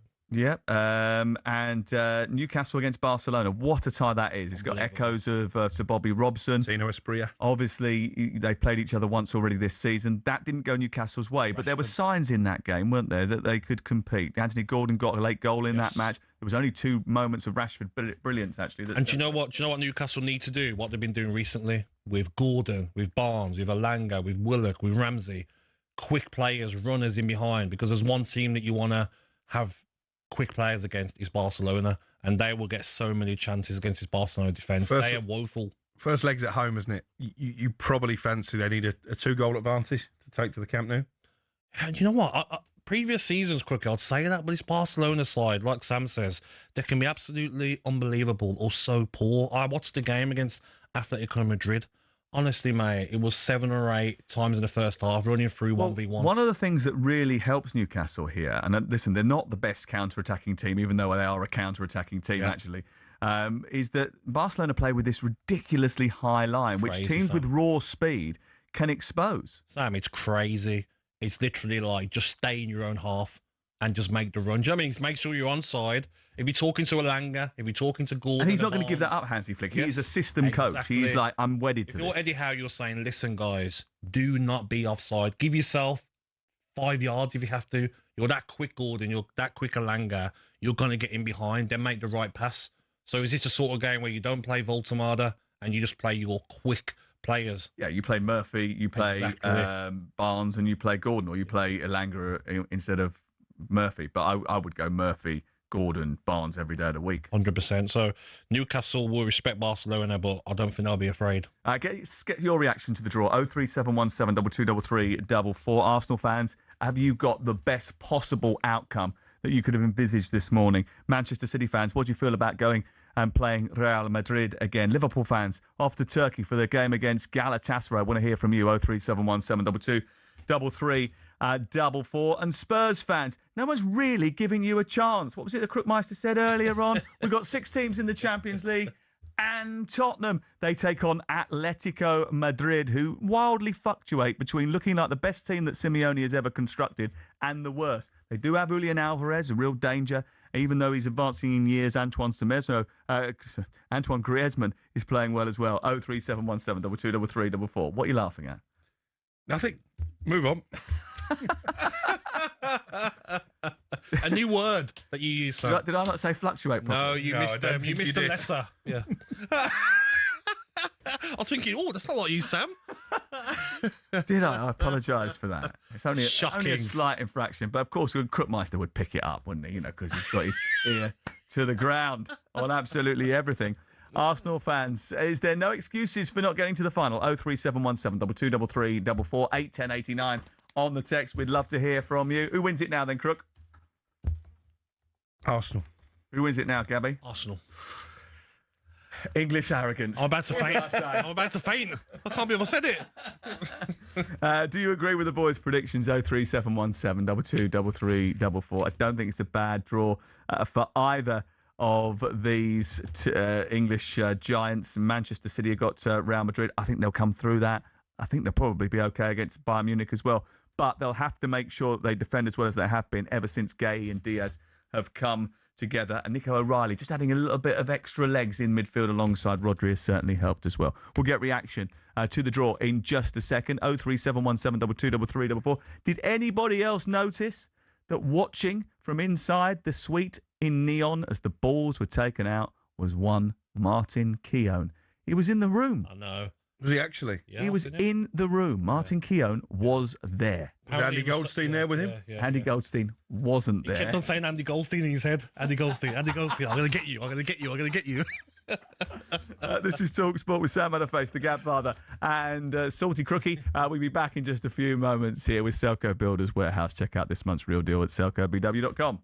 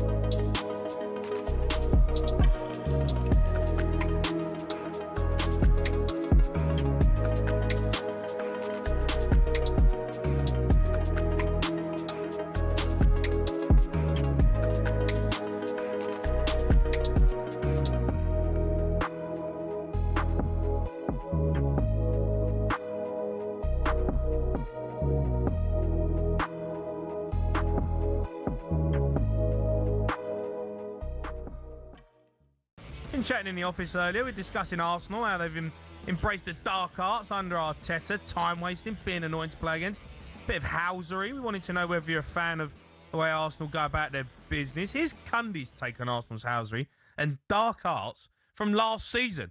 And also, they're Arsenal, and what have they done in the last 20 years? Seriously, how can they be taking that battle there? Quieten yourselves down. You're a good side, really good team, and showed that the weekend. You're probably going to be second again. Yeah. When you win something, then you can shout from the houses. Then you can start doing all this housery. Then it's built on nothing other than, it comes from Arteta. He loves to promote, and it's fine. Arsenal fans would love it, and I totally get it. I watched Chelsea under Jose, right? Jose won things. Jose won Premier League. Back-to-back Premier Leagues. Yeah. He was there. You earn the right. Yeah. You earn the right. And right now, Arsenal haven't earned the right to be doing that sort of housery. What's your take on that, Jace? Because I know you've got a different opinion now. Well, Arsenal are earning the right. Anyone that's ever listened to me over the years, I have got no problem with players housery, diving, conning the ref, going down injured, all of that, right? I've got no problem with that.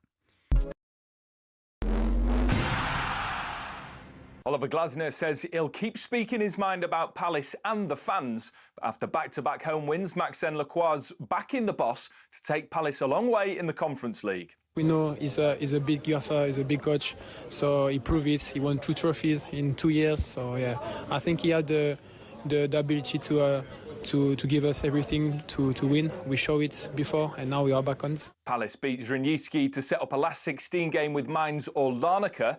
Martin O'Neill's sounding like he's definitely not staying on at Celtic next season. He'll miss European football and again showed why Celtic fans will miss him. The evening has absolutely and utterly nothing to do with me. You know, it really isn't. Of course I miss it, absolutely. I miss it. I'll miss it until they're putting a brown lid on top of me. Celtic's first win on German soil, but it wasn't enough to overcome a 3-goal deficit at Stuttgart. Meanwhile, Gareth Southgate says he could do a better job than some recent Big Six managers, but doesn't want any old Premier League job. I did it at 35, finished 11th, 12th. Who's in those positions now? Probably Bournemouth, Brighton, So I don't feel the need to just go and do it to say I've managed in the Premier League. Southgate's told Henry Winters, the Football Boardroom podcast, he's not actively looking for a coaching job. In other news, it's revealed Ruben Amorim's sacking cost Man United at least £16 million. And we're told Jesse Lingard's in advanced talks to join Corinthians in Brazil, where he could join his old Man United teammate Memphis Depay in attack. More on talkSPORT.com.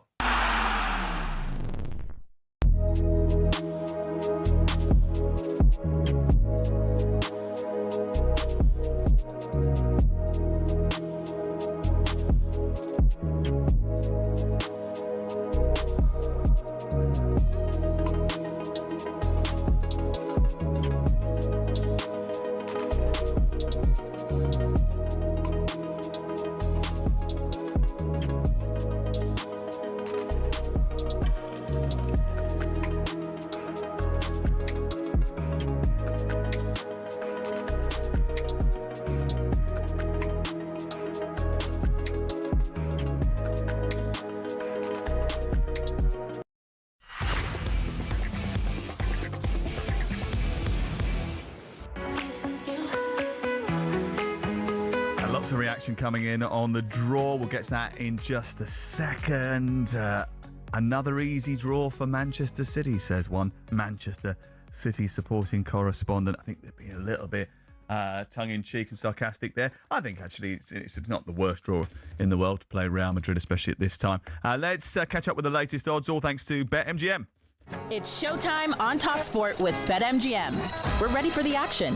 Are you? Visit betmgm.co.uk or download the app. 18+. Gambleaware.org. Let's speak to Dan Towles, who joins us from BetMGM to look at today's top sporting events and discuss the latest odds. Hello, mate. Mr. Matterface, how are you? Very good. Dan Towles, very quick on the text messages. The Champions League markets, they're maturing. Don't ask me about them. Don't ask me about hasn't got them. Of course, earlier on today when we were talking about the odds for the three favourites to win the title, he came very quickly with the odds, didn't he? Yes, he got them wrong. And then got them wrong. So he's giving himself a little bit more time this time around, like you, Dan. Yeah, well, but at least I can pronounce Antoine Griezmann's name correctly. And you do fluctuate as opposed to what I said. Yes, correct. Which is slightly off-putting for most people, I would have thought. By the way, Stephen Bunting did well last night, didn't he? Yeah, didn't he do well? But let's talk about Josh Rock first of all. So, night 4 darts in Belfast, first 9 darter. Josh Rock in Belfast with a perfect leg against Jean Van Veen. He said afterwards that he felt like he'd won the World Championship. And I wasn't there in person last night, unfortunately, but seeing a 9-darter live is something special. And looking at the screens, Belfast took it to another level last night. The celebration was unbelievable, wasn't it? Oh, it was incredible. It was incredible. And despite losing the match, he's earned himself a set of 18-carat gold darts worth 30 grand. So we're off to the jewellers to get in to order another set, because I don't think that'll be the last this season. But as you mentioned, Stephen Bunting, he was 28-1 last night before the start of all the games at 7:15, and he gets his first points on the board and victory in this year's tournament. He beat Humphreys, Clayton and Van Veen en route to the final, and he now sits in 5th place, unbelievably, having no points at the start of the night. He's behind Gerwyn Price, MVG, Van Veen, and current leader Johnny Clayton, who along with Price will be looking forward to next Thursday, because that's when we head to Cardiff for night 5. Oh, you didn't see it last night, did you? Because you were doing the Crystal Palace No, game. I didn't, no. But you've been taking a keen interest in the Premier League. Yeah, I certainly wouldn't have put any money on Bunting after the first few weeks. But it's great this year, isn't it? Because we've had 4 different winners each week, and both Lukes, who we expected to dominate, are not really doing it, are they, at the moment? They're not, and I don't know what's going on with Mr. Littler, because he got a win the week before last because Van Gogh didn't turn up because he was unwell. I think he will kick into gear, Crookie. I mean, I think he's even still to win it the whole tournament. We're only on night 4, but I think, as you said, a few people are surprised that he maybe hasn't hit the ground running as quickly as they expected him to. When does it start heating up then? When does sort of like the moves and shakers really come into play? When we get to around Manchester time and Brighton What, the time? night you're going, yeah, Manchester time. Yeah, so the halfway stage we'll have more of a view, but because of the way the format works, actually, it can go way deep into the tournament before we really understand who the top 4 are going to be. I think last year we didn't know until about week 14 before at least 2 of them had qualified for the final. So still plenty of way to go. But Manchester and Brighton 2 weeks running, Crookie, the ticket tout, is coming down to them. And I think, Sam, you're still down for both, aren't you? Absolutely. Wolverhampton Wanderers versus Aston Villa tonight in the Premier League. We got live commentary tonight with Joe Shannon and Stuart Pearce. Listen, Wolverhampton Wanderers have got a pretty good record against Aston Villa. They have. What do we reckon?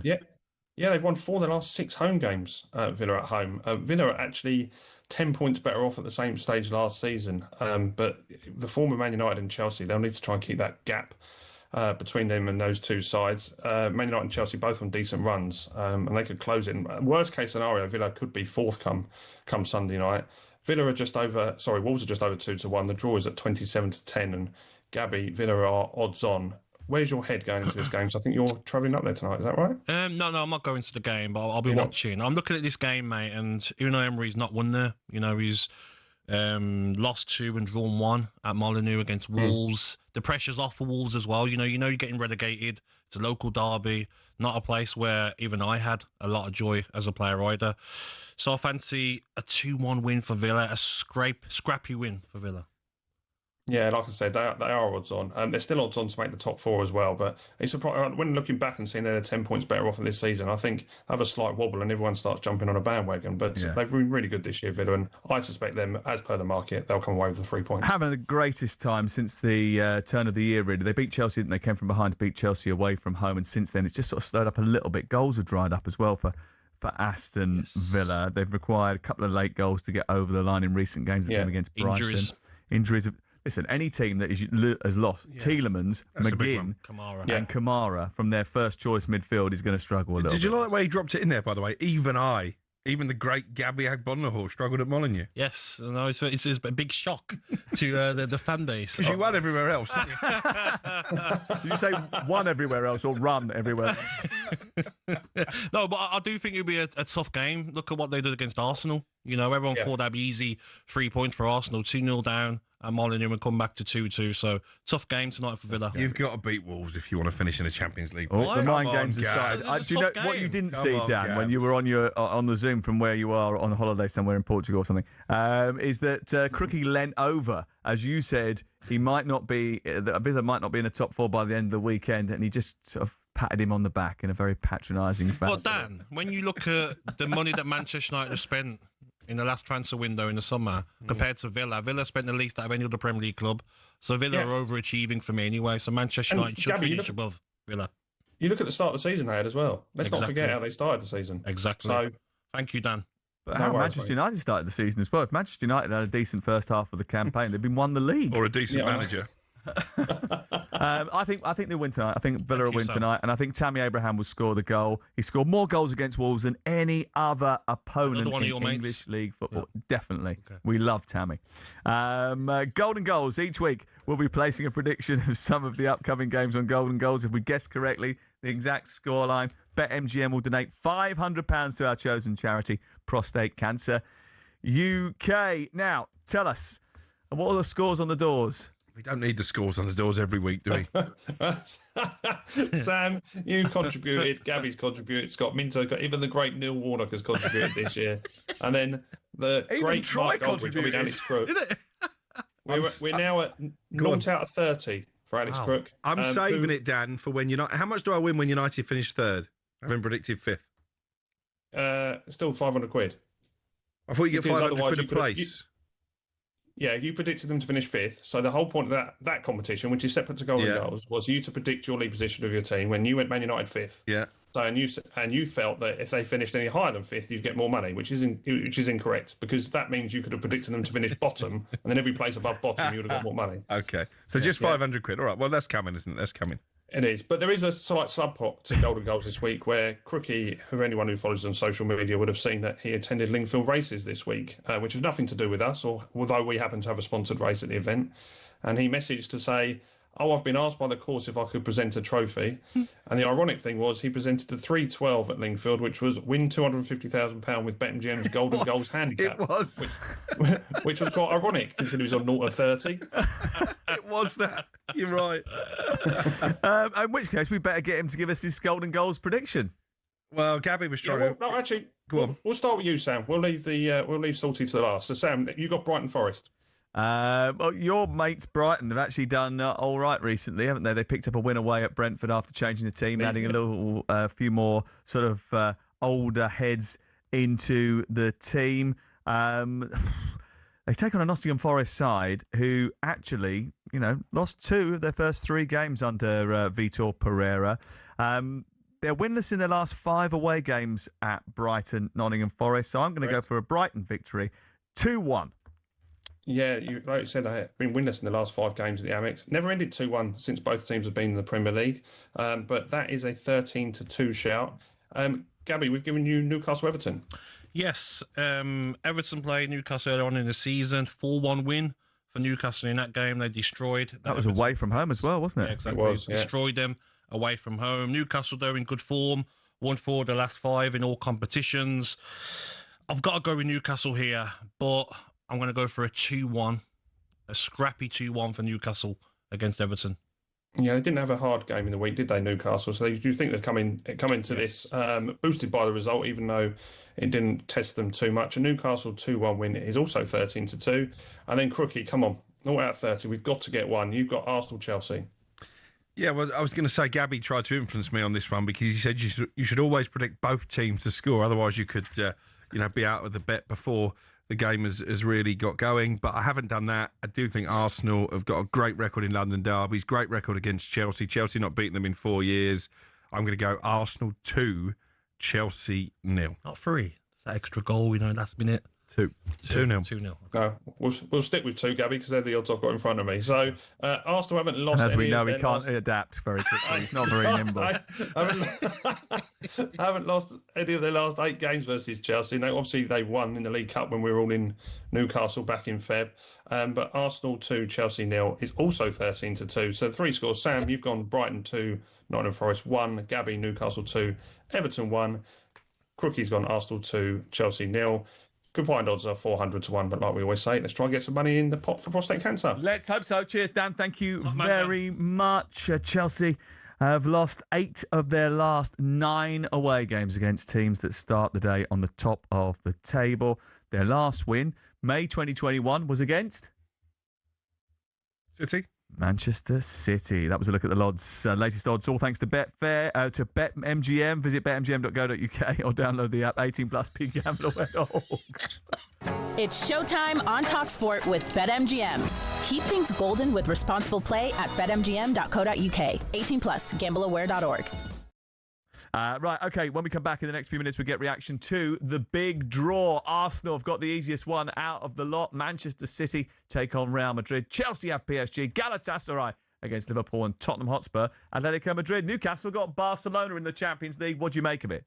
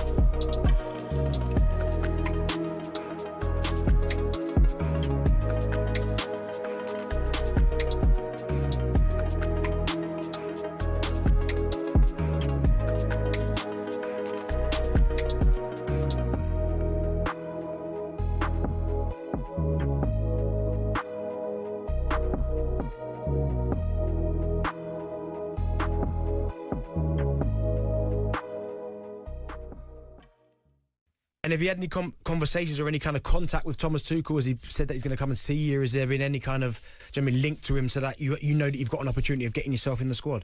No, there's been no conversation, but I don't expect it to be, because he's got so many other players that he has to be watching also, and I'm sure he'll probably be keeping one eye on me and see what I'm doing. But like I said, I just have to be focused on myself, keep my head down, and keep scoring goals, and I'm sure it will come into his way, and my goal scoring, and it'll give myself an opportunity, I think his only hope is 2 or 3 injuries just before the World Cup.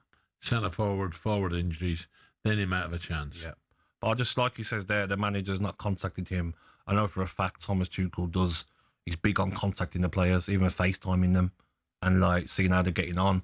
The ones that he maybe doesn't get to some of their games. So is he's not been in contact. Gabby, that we don't know about? I just think maybe he was in the squad and he wasn't having him in training. Maybe he didn't look as fit as other players. Probably he didn't look as fit as the other players. And maybe in Thomas Tuchel's mind as well, like we says, you're playing in the Saudi League, you've gone for the money, you should have stayed in the Premier League and signed for a club in the Premier League and playing top flight football. I can't really take you serious when you're over there, and you can't blame the manager, can you, Katie? If he stayed at Brentford, do you think this would have been a different conversation? 100%. He'd be in that England squad for sure. The way Brentford have played over the years. And he was a top striker, wasn't he? Like, he had everything. He could score from outside.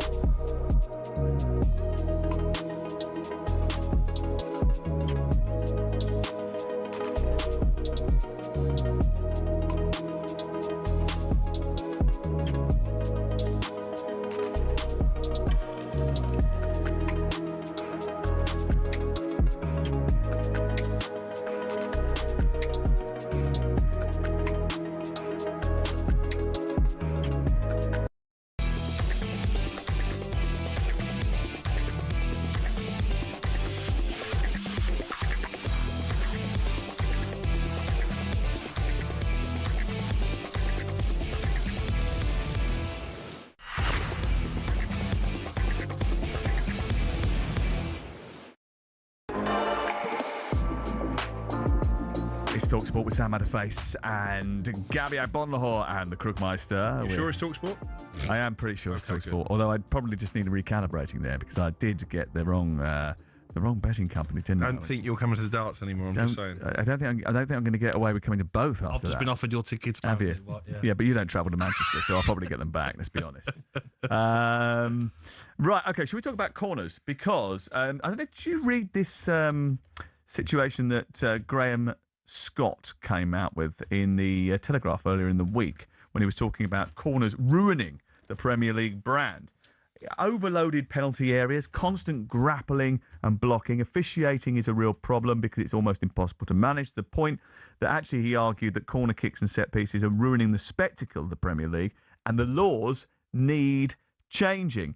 Corners and other set plays, we know that they've been consuming more parts of the game with teams treating them as sort of pre-rehearsed, high-value scoring plays rather than just sort of restarts, which they were, for a long period of time. Shifting football away from sort of like the free-flowing patterns that we love. There are less strikes from outside the penalty area. There are less breathtaking moments of genius. There's less wild strikes from distance. There are less beautiful patterns on the pitch. Is that what we want? Because the Premier League appears to be giving way to rigid physicality. What I don't like is the corners where they're grappling in front of the keeper, and I don't understand why the referees keep blowing the whistle and warning them. Just sit back, watch it, and then just give a penalty or give a free kick the other way. Stop giving them notice. What I do like about set pieces now, though, is when teams score a special set piece where someone's done a sneaky block and it's been pulled back to someone on the edge of the box and then get a finish on. Aston Villa have scored a few of those this season. It can be a big difference, can't it, Crookie? All the grappling and the pushing. Was it Tarkowski and Maguire and Yoro? That was painful to watch. Well, this is obviously where the article stems from, and I do think it was victory for football that Manchester United won that game on Monday, because Everton's only tactic seemingly was to get to a dead ball situation, try and crowd the goalkeeper. Tarkowski was up to no good, and do you know what? Rival fans will hate it, but what Mateus Cunha did to Tarkowski at the end, I think he had it coming. Yeah. He did it to. Was it Tarkowski he did it to? It was Tarkowski, yeah. Was it, yeah. But what I liked about that for Manchester United was, okay then, do it.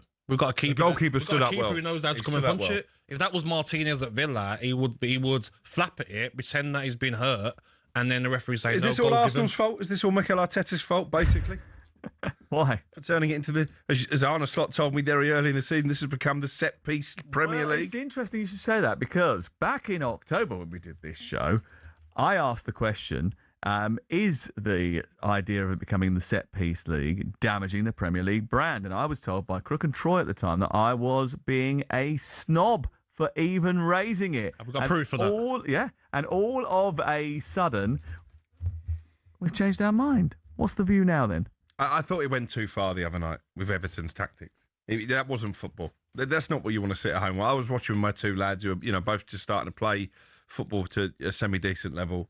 It's not what you want. No, it isn't what you want, because I think it's more about the physicality. And Anthony Gordon talked about this in the build-up to a Champions League game the other week, in which he said, the Premier League's become so much about physicality and winning your duels that you actually forget to play football nowadays. Everyone seems to copy as well, don't they? Look at the throw-ins. I was at the Spurs game against Villa early on in the season, and Danso spent about 5 minutes with a towel, make sure the ball was nice and dry before he throws it in the penalty box. And some of the teams haven't got a long thrower, and the throws aren't going. What happened to Brentford as soon as they lost Michael Keoda? They got found out the weekend with that. Yeah, exactly, they couldn't reach, could they? So it's looking back 6-7 years ago, would we say to ourselves, in 2026, every team's going to throw the ball long into the box? No. Well, not every team, because Manchester City don't really do it, do they? It was to Ghana that he did that, by the way, but it was in reaction to Tarkowski's. Yes, I thought so. The pre-season priority of the Premier League game match officials was to put an end to the wrestling, the grappling, and the holding and the penalty area at set pieces. And one of the other issues is, after sort of like initial flurry of 3 penalties in August for this, there have been only 4 penalties awarded for it since. So doesn't that always happen with a new rule or new guidance? Yeah. They never see it, and that's the problem, right? So you've got to be in a situation, surely, where this happens. You're going to stop. The only way to stop it is to give penalties. They do that for the first couple of weeks, and all of a sudden they stop doing it. If I was refereeing a game, Everton versus Manchester United, it was all equal. Yoro and Tarkowski crack on. We're doing it. Carry on. You both fall to the floor. Play on. If you're both doing it equal, just leave it. It's when the refs go over and stop them, bring the captains together. It's boring. You're wasting time. So I think we all agree that it's got to be sorted out some way, shape or form. The IFAB actually discussing the new laws of the game as we speak. They're getting ready to change some of the laws. And good. That this won't be in there. But maybe some of the proposed fixes that have been suggested might be next time around when they discuss it. They do it every March.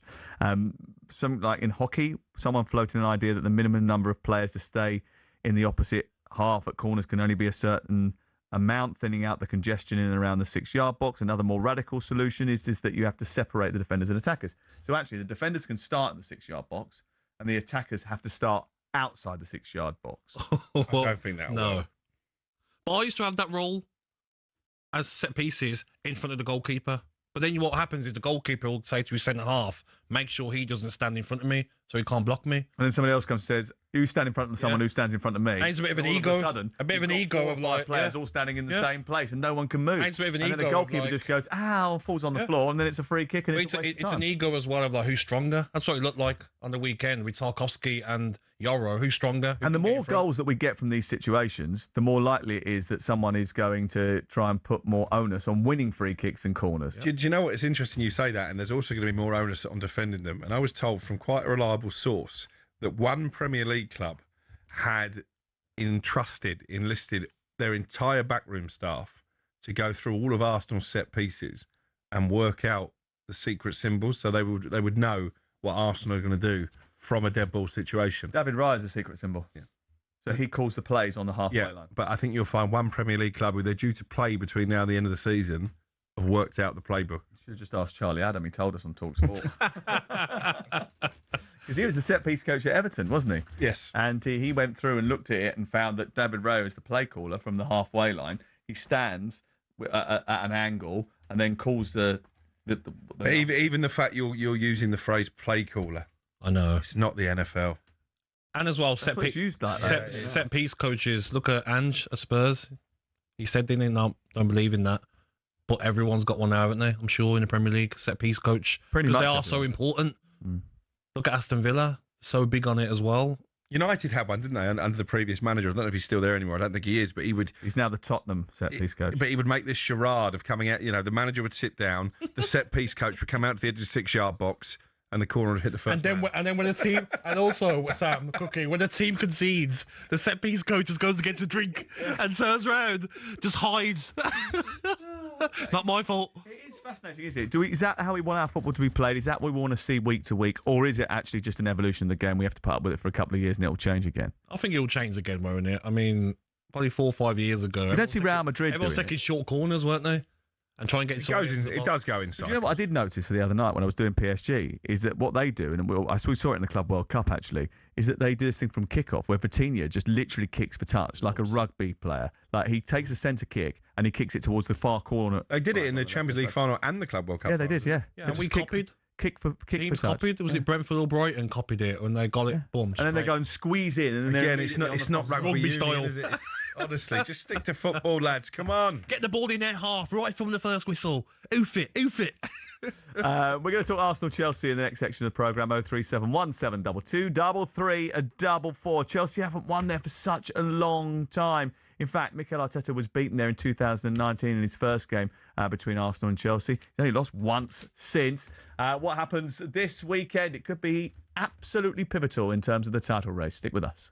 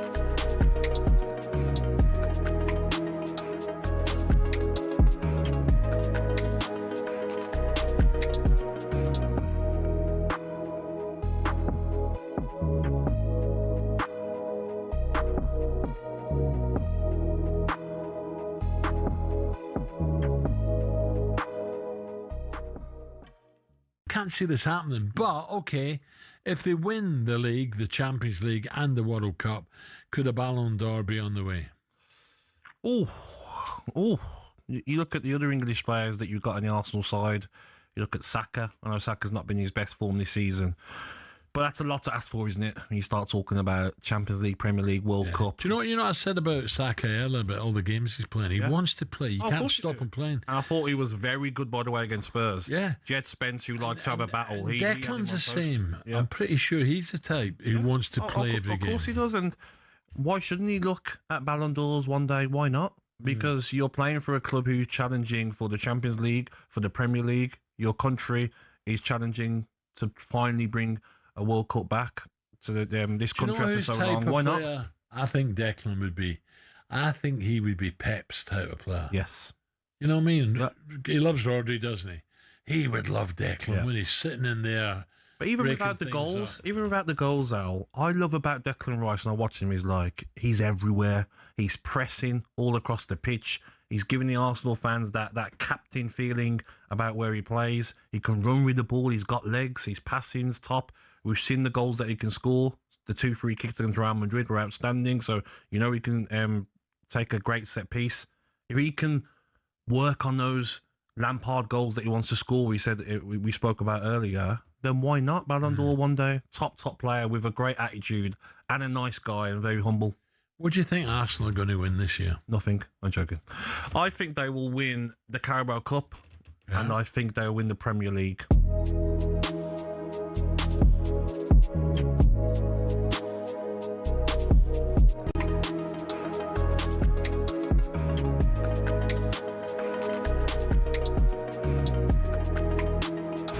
talkSPORT Sports Update powered by the Nissan Van Range. Commercial vehicles built around your business. Search Nissan Vans or head to your local Nissan Van Centre. With your midday headlines, I'm Nick Ellaby. Good afternoon. Man City have drawn Real Madrid in the Champions League last 16. Chelsea play holders PSG. Spurs and Arsenal could face each other in the semi-finals. The Gunners play Bayer Leverkusen, while Spurs have to get past Atletico Madrid. Liverpool have Galatasaray and Newcastle.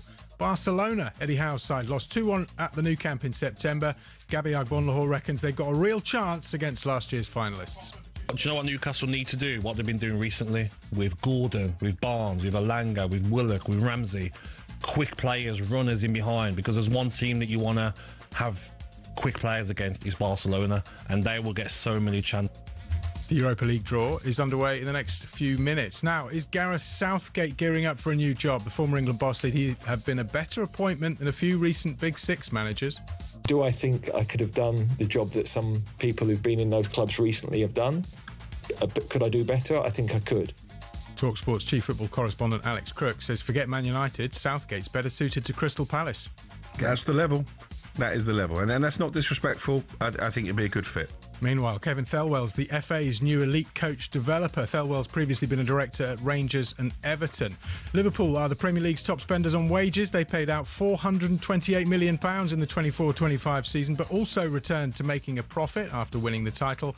And ahead of West Ham's trip to Anfield tomorrow, Jeremy Frimpong's back available for Liverpool, but Arne Slot doesn't know when Florian Wirtz will be fit again. There's more at talksport.com. talkSPORT News. Reform UK is asking police to investigate illegal family voting in the Gorton and Denton by-election. Meanwhile, the Prime Minister's vowed to keep fighting after Labour only finished third. More from the news team at 5:30. talkSPORT weather with QuickFit. Today it's raining tyres in our centres, including top-notch brands like Pirelli. Visit your local centre or quickfit.com and book today. Cloudy and wet, especially rainy across central and southern parts. Scotland and Northern Ireland see sunny spells and scattered showers, staying mild.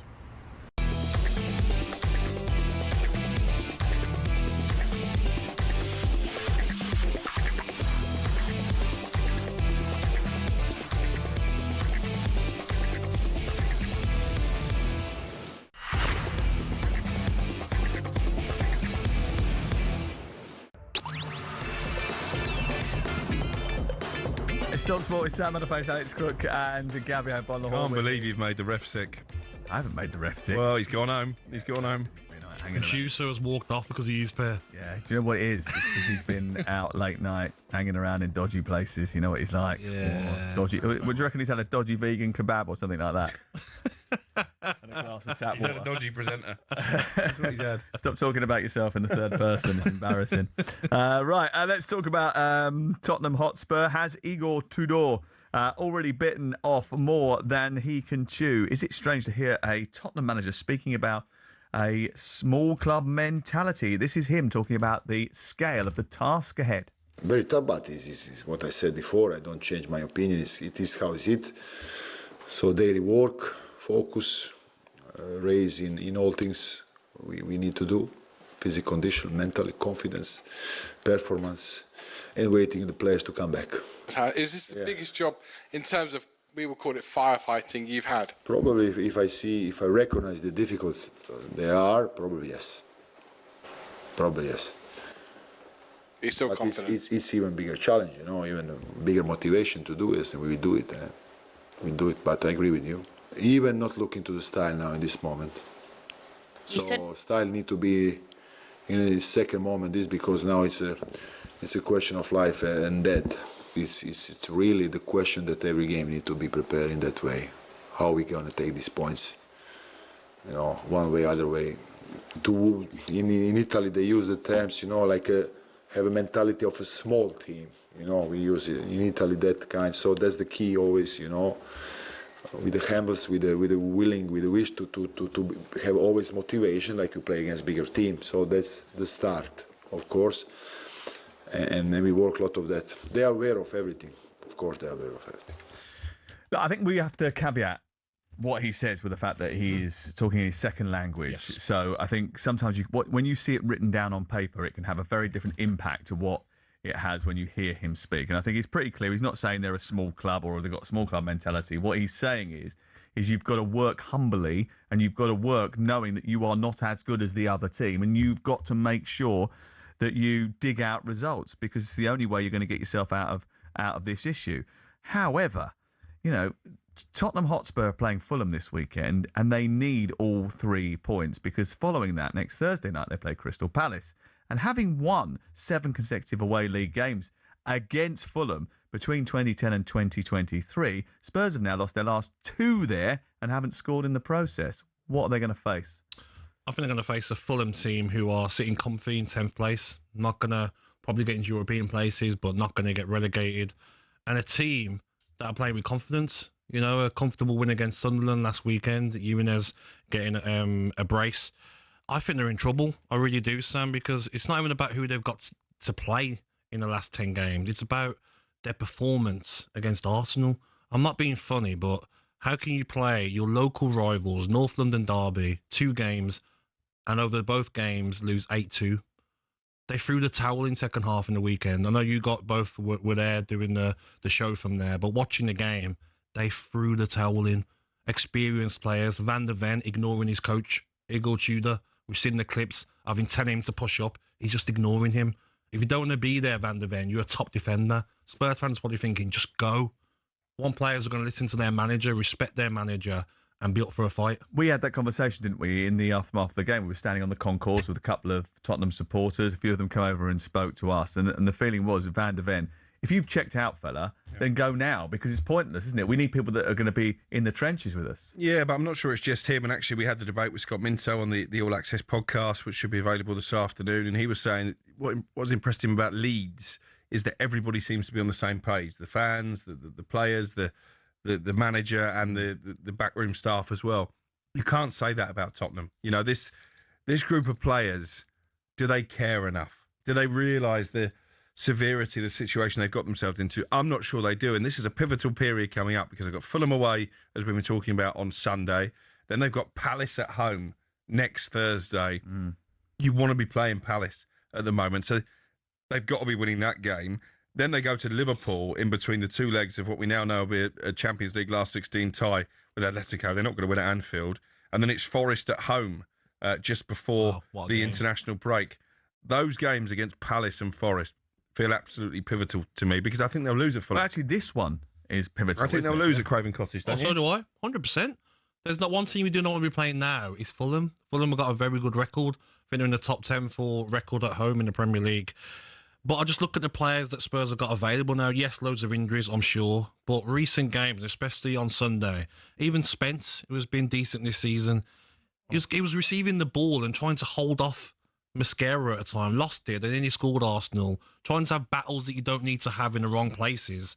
Dragerson, is he the type of character Spence you want in a relegation battle? Dragerson, not good enough for me. I mean, the amount of space he gave Gyökeres was ridiculous. It's incredible. But what baffles me is when some teams, you want to go man for man, but at least show him onto his weaker foot. You let him come in early on in the game, Gyökeres, come on his right foot and got a shot off, nearly scored. It was too easy at times. Vicario, you don't want him in goal during a battle. What about the system, Gab, as well? Because we knew he was going to play a back three. He always plays a back three, but they don't have 3 centre-backs.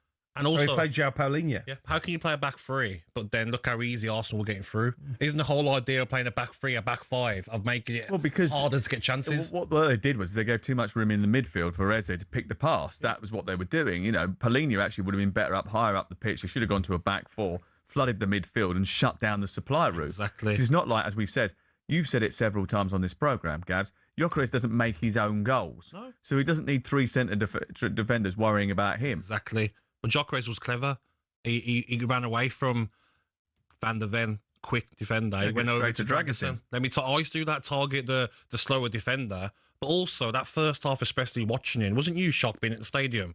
How, it was like Bradford City were playing Arsenal, the way they were sat back Spurs. This is a local derby against your rivals, and you're sat back in your own half, booting the ball. But let's be honest, the goal that they got was a goal because Declan Rice made a mistake. Exactly. The goal that they got at the Emirates Stadium earlier in the season was a mistake, and Richarlison scored from the halfway line. It was a pure fluke.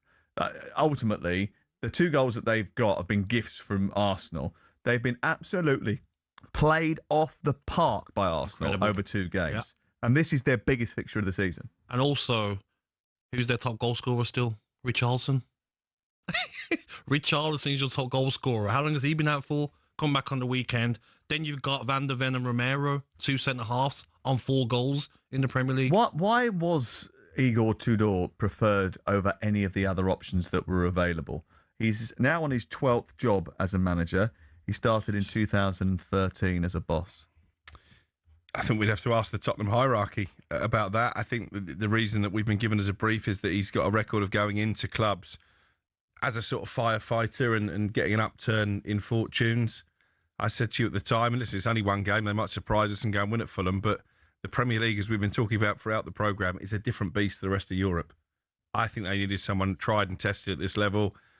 He's not managed for a long time, but would I give them more of a chance of putting more wins on the board if they just went back to Harry Redknapp? I think I probably would. 100%. I think I probably would. Was it that Igor Tudor had won a lot of games? When his first game in charge of clubs, when he's been brought in. He won every single one of his first What games. happens now that he hasn't?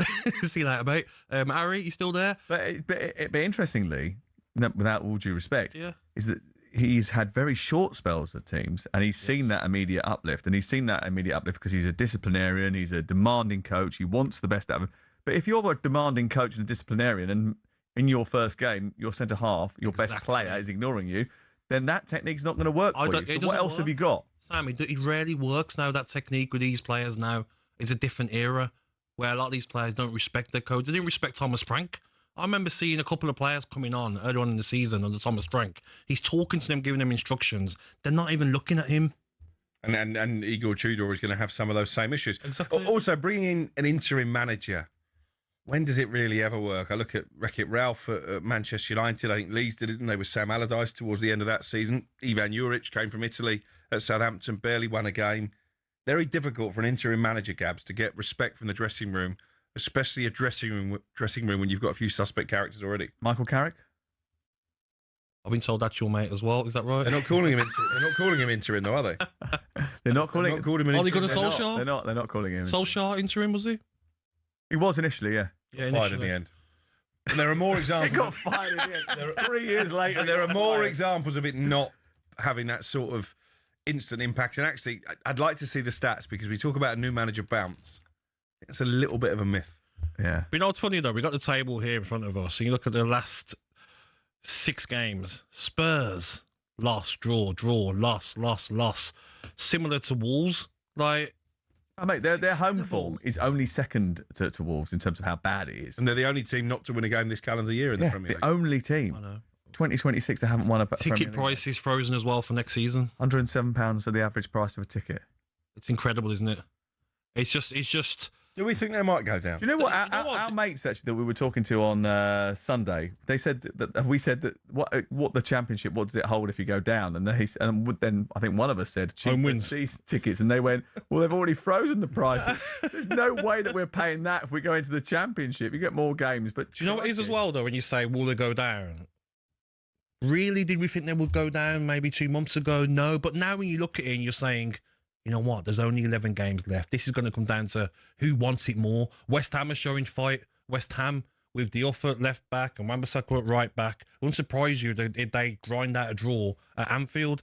Nottingham Forest, don't be surprised if they go to Brighton and get a result. Well, they should have got something at Liverpool. Exactly. Do you trust these Spurs players when the chips are down? Do you trust any of these players? Sarr, Tell, Simmons, Richarlison, Vicario, Dragosan. I don't. He's been. I wouldn't want to bank on them, hasn't he? I mean, he's without injured players, 8 of them at Fulham. Plus, still Christian Romero is suspended. That's his own fault.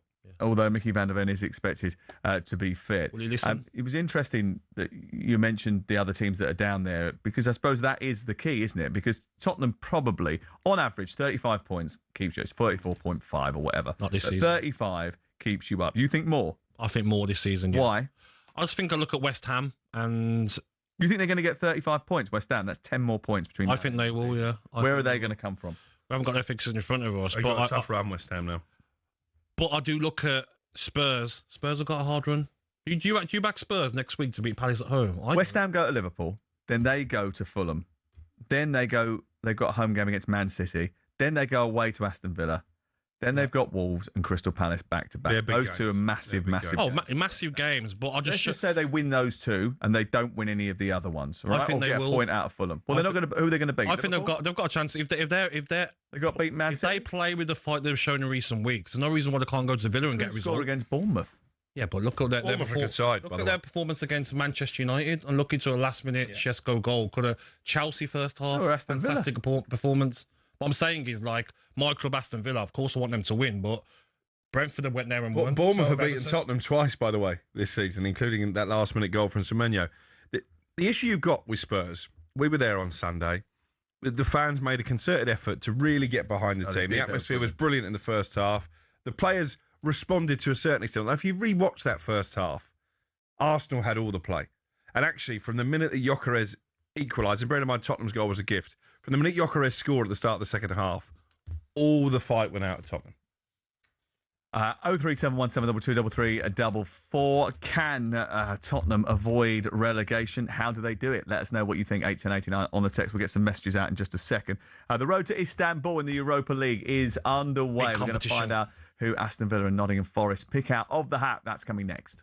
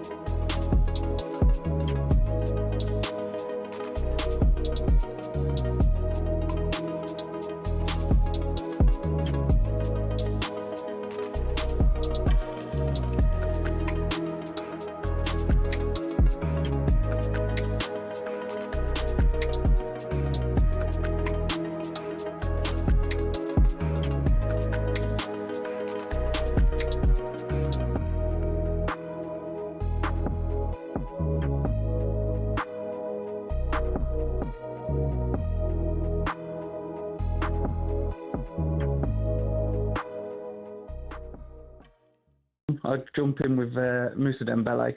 Oh, mate, he was some player. He was some player. Do you know what, right? I would say he was overrated. What? I would say he was overrated. You're not having him? Lovely to watch. Yeah. Never hurt you. Never hurt you. Really? Yeah, great to watch. He was probably the pass before the pass. But he wouldn't carve you open. Oh, mate, he was so good on the ball, though. No, lovely to watch. But I don't know. Strong on the ball, could drive from midfield. All of that, but I don't ever remember him. I mean, get his stats up, goals and assists. That's what I want to see. Surprise me. No, seriously. I know, but you're getting up a stat. But there's also the eyeball test, Jace. No, lovely footballer. Easy on the eye, but I don't think he ever hurt you. I disagree. I'm just okay. Disagree. Fine. I played against him when he was at Fulham. No, lovely. And he was at Fulham, and I played against him, and he was a bit of an unknown. Then, a lovely footballer to watch. Who is this? I know, but I don't think he ever hurt you. You know, some players can hurt you with a pass. They find the pass that will hurt you the most. I never felt that he would so strong, would travel with the ball, and then maybe he was the pass or he was the assist before the assist, right? But he never hurt you. He wouldn't be the killer pass. He wouldn't be the one that carves you open or takes on six players, rifles it top corner. Well, then that's not an underrated player, though, is it? Underrated. That's you're talking about Eden Hazard.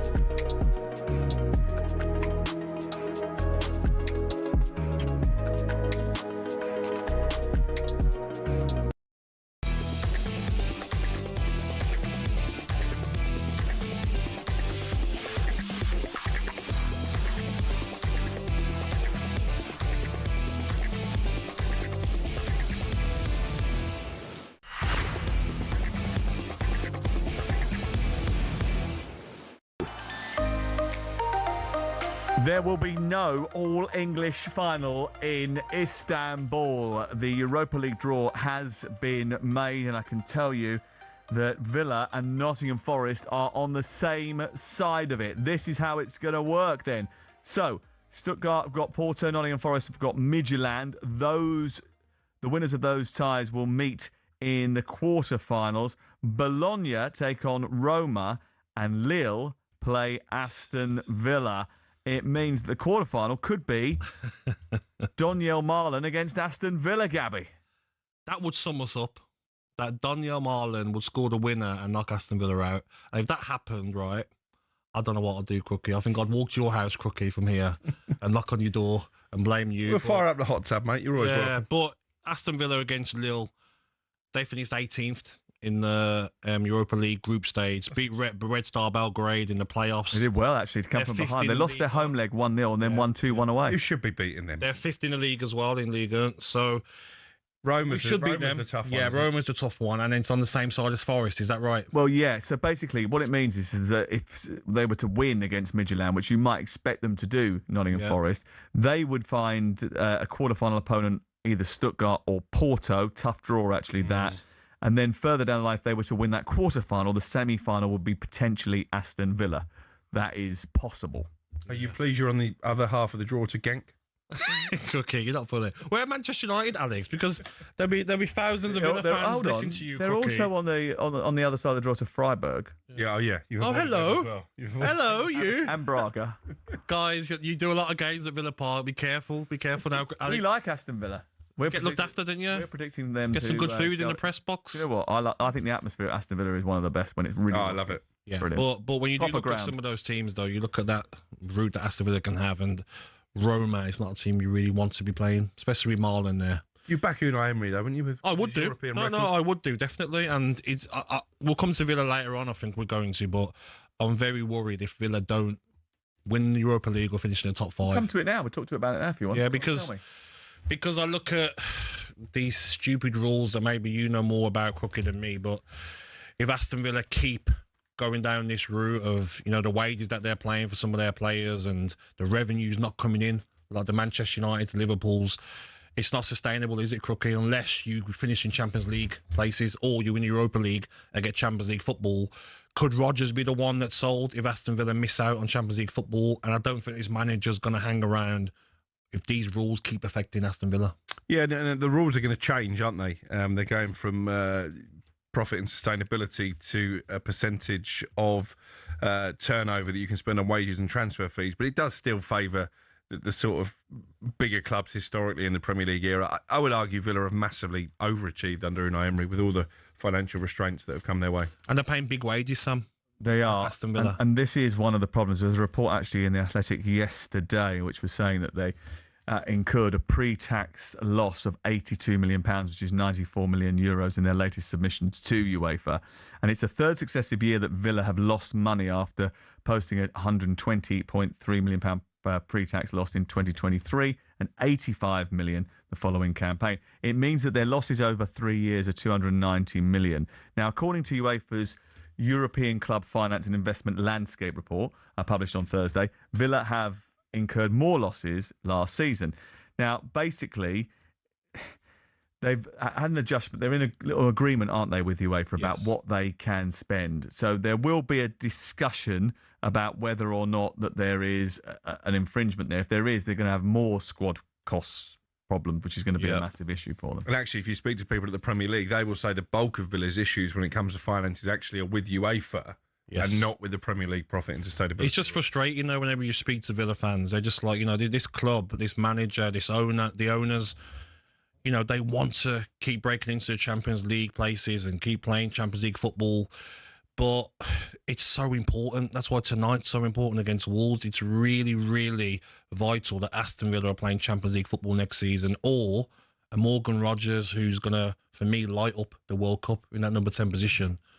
Is he going to stay if there's not Champions League football? And the manager as well. Do we want this, as a Villa fan, this Emery era to not be winning a trophy?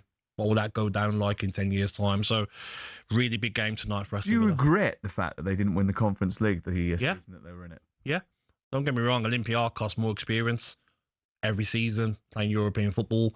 Aston Villa hadn't played European football for over a decade before Unai Emery got them into the Conference League. But this Europa League, like Crookie says, yes, tough game against Lille. Yes, could play Roma. Yes, could play Nottingham Forest. But Aston Villa have got, for me, the best squad, the best manager out of any team in Europa League. It would be a big disappointment if they don't win it. But how much is that going to affect your Premier League form? Because obviously he's going to have to go strong in Europe. We're struggling. We are struggling. There's no point. What do you prioritise here? Because if you lose, listen, you know for a fact that last year that mistake at Old Trafford on the final day of the season cost you 70 million quid. Yep. It's a massive problem. Yes. It means that you could end up breaching I think you had a 70% wage and wages ratio that you could spend on your playing staff and your coaches from UEFA after the previous breaches of the financial rules. Yes.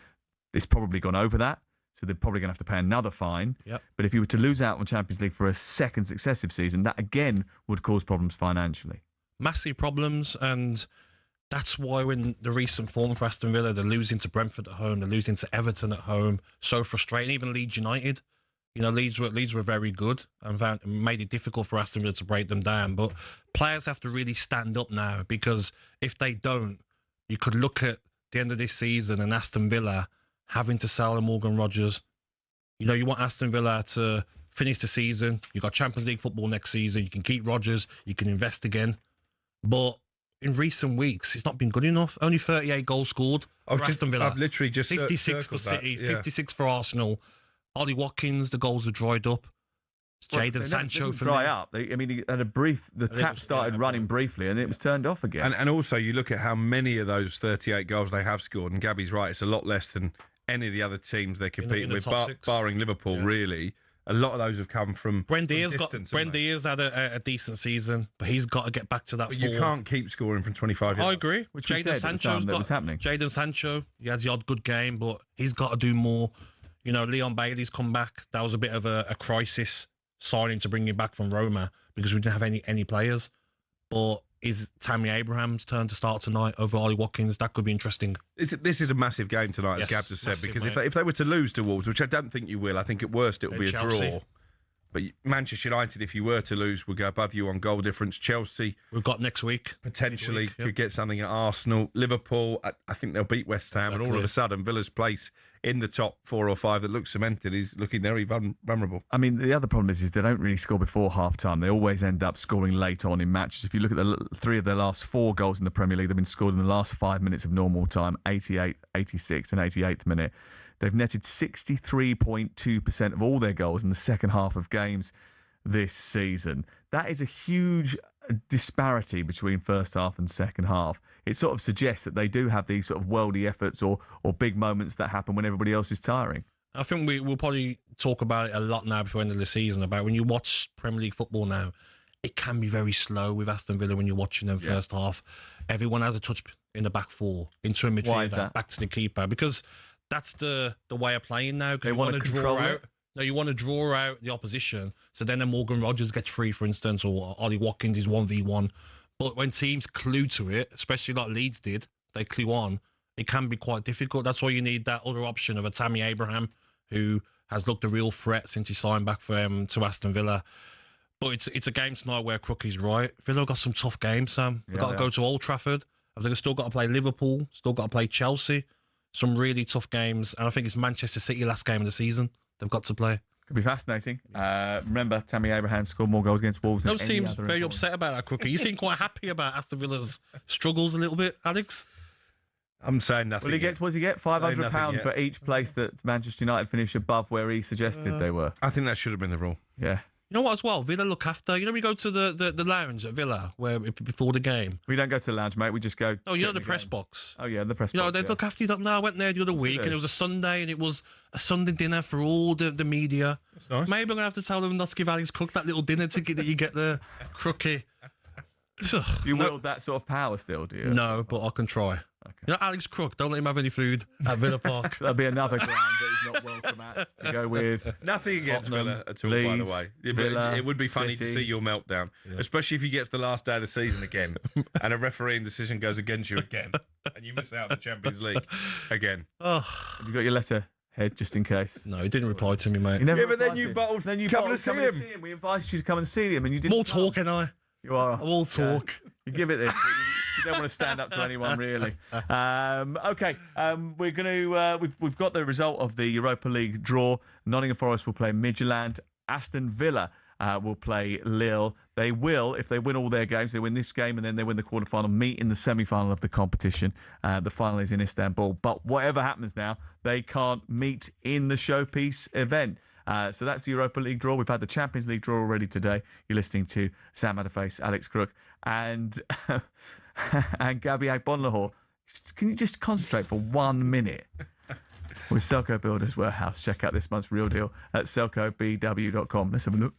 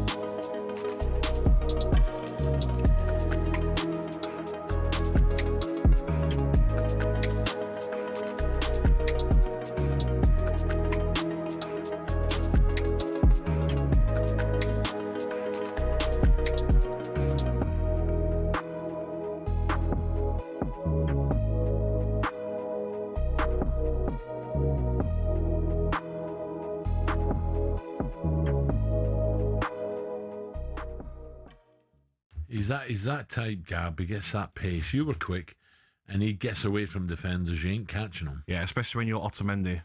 You know, it's closer to 40 Otamendi than he is 30. He was struggling to get back. But look at the finish out. We're just talking there while we heard that clip. For all the youngsters out there that are trying to be a footballer, that's the composure. Because if he took down his left foot, probably keeper saves it, but to sort of put your body around the ball, open your right foot out and literally guide it through. Yeah. The Thierry Henry finish, I call it. Which you can also, Gab, open your body out and look at that far post and go to hit it with your right and go the other way. Yeah, reverse it, You can you cheat the goalkeeper. Yeah, but when you bend it like that low as well, it's hard for keepers to get down, isn't it? You can only do that with practice. Yeah, 100%. One and one. Wow, he was on one yesterday. Everything went through him. Mbappe was out injured with a knee issue. And it was just the case of Vinny Jr. was never going to let Benfica win. And what I liked about him is what happened last week didn't affect him. He goes over to the corner flag and still does his dance. How good were Real Madrid? Real Madrid were very poor. Vinicius Jr. Was their best player, but Real Madrid are missing Mbappe, Housen, Bellingham, Rodrigo, Milito. You worried about Bellingham getting back full fitness? No, it did show a clip earlier on in the week of Real Madrid. He's back. He's playing with the Bulls. You know, so that's always a good sign now. It means he's on his way back from his hamstring injury.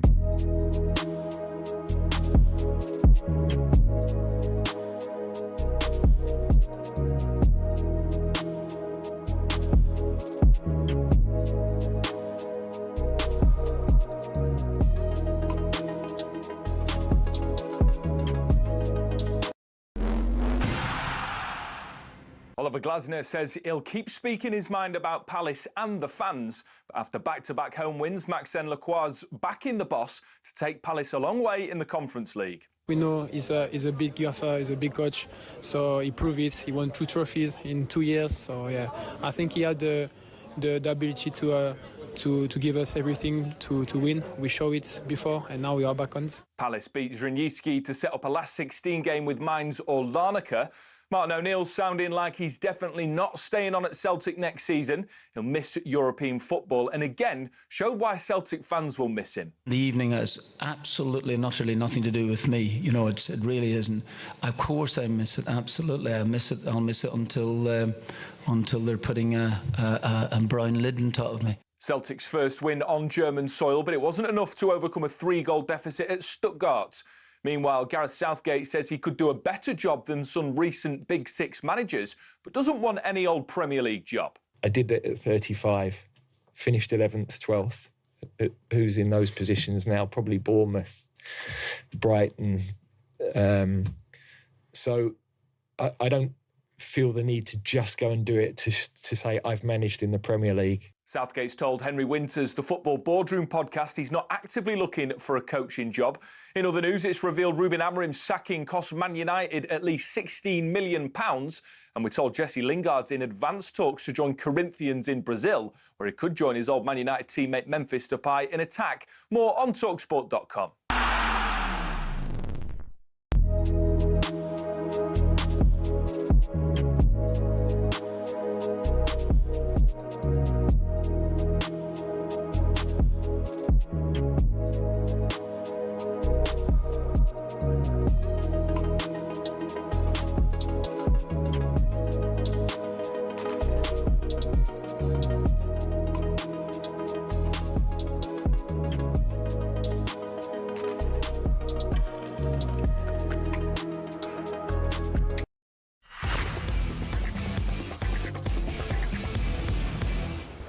Inside Series on talkSPORT with BetMGM. Watch the latest Inside Series episode live on talkSPORT's YouTube channel now. 18+, gambleaware.org. This is talkSPORT. Let's hear from Sonny Snelling, who's alongside Abby Summers and talkSPORT presenter Majestic for Inside Spurs as they discuss what would be a bigger embarrassment, Spurs being relegated or Arsenal not winning a trophy this season. Hear me out here. Okay, so right, if both these things happen, Spurs get relegated and Arsenal from now win nothing, who has had the more embarrassing season? See? Spurs getting relegated. Really? Yeah. Yeah. See, I think Arsenal... No. I think, I mean, they'd be the biggest bottlers. Yeah. But nothing after what they've done. They're top of the Champions League, top of the Premier League, Carabao Cup final and doing well in the FA Cup. And they win nothing. But the reason I say Spurs is less, because I think this has been a long time coming. That's my argument for that. Like, this has, to me, been bubbling along since Poch left. Like, we were always going to go down this when Kane and Son left. And after last season as well, I don't think it's a big shock if Tottenham go down. I think Gary Neville the other day said it'd be the biggest shock in Premier League history. Whereas I think Arsenal from now... like losing, like, and also I think they'd look back, and even if they won it this year, I still think they should look back and go, we should have won the other three. Right, okay, so don't forget you can watch the rest of the Inside Series episodes live on talkSPORT's YouTube channel right now. It's all thanks to BetMGM. 18+, begambleaware.org.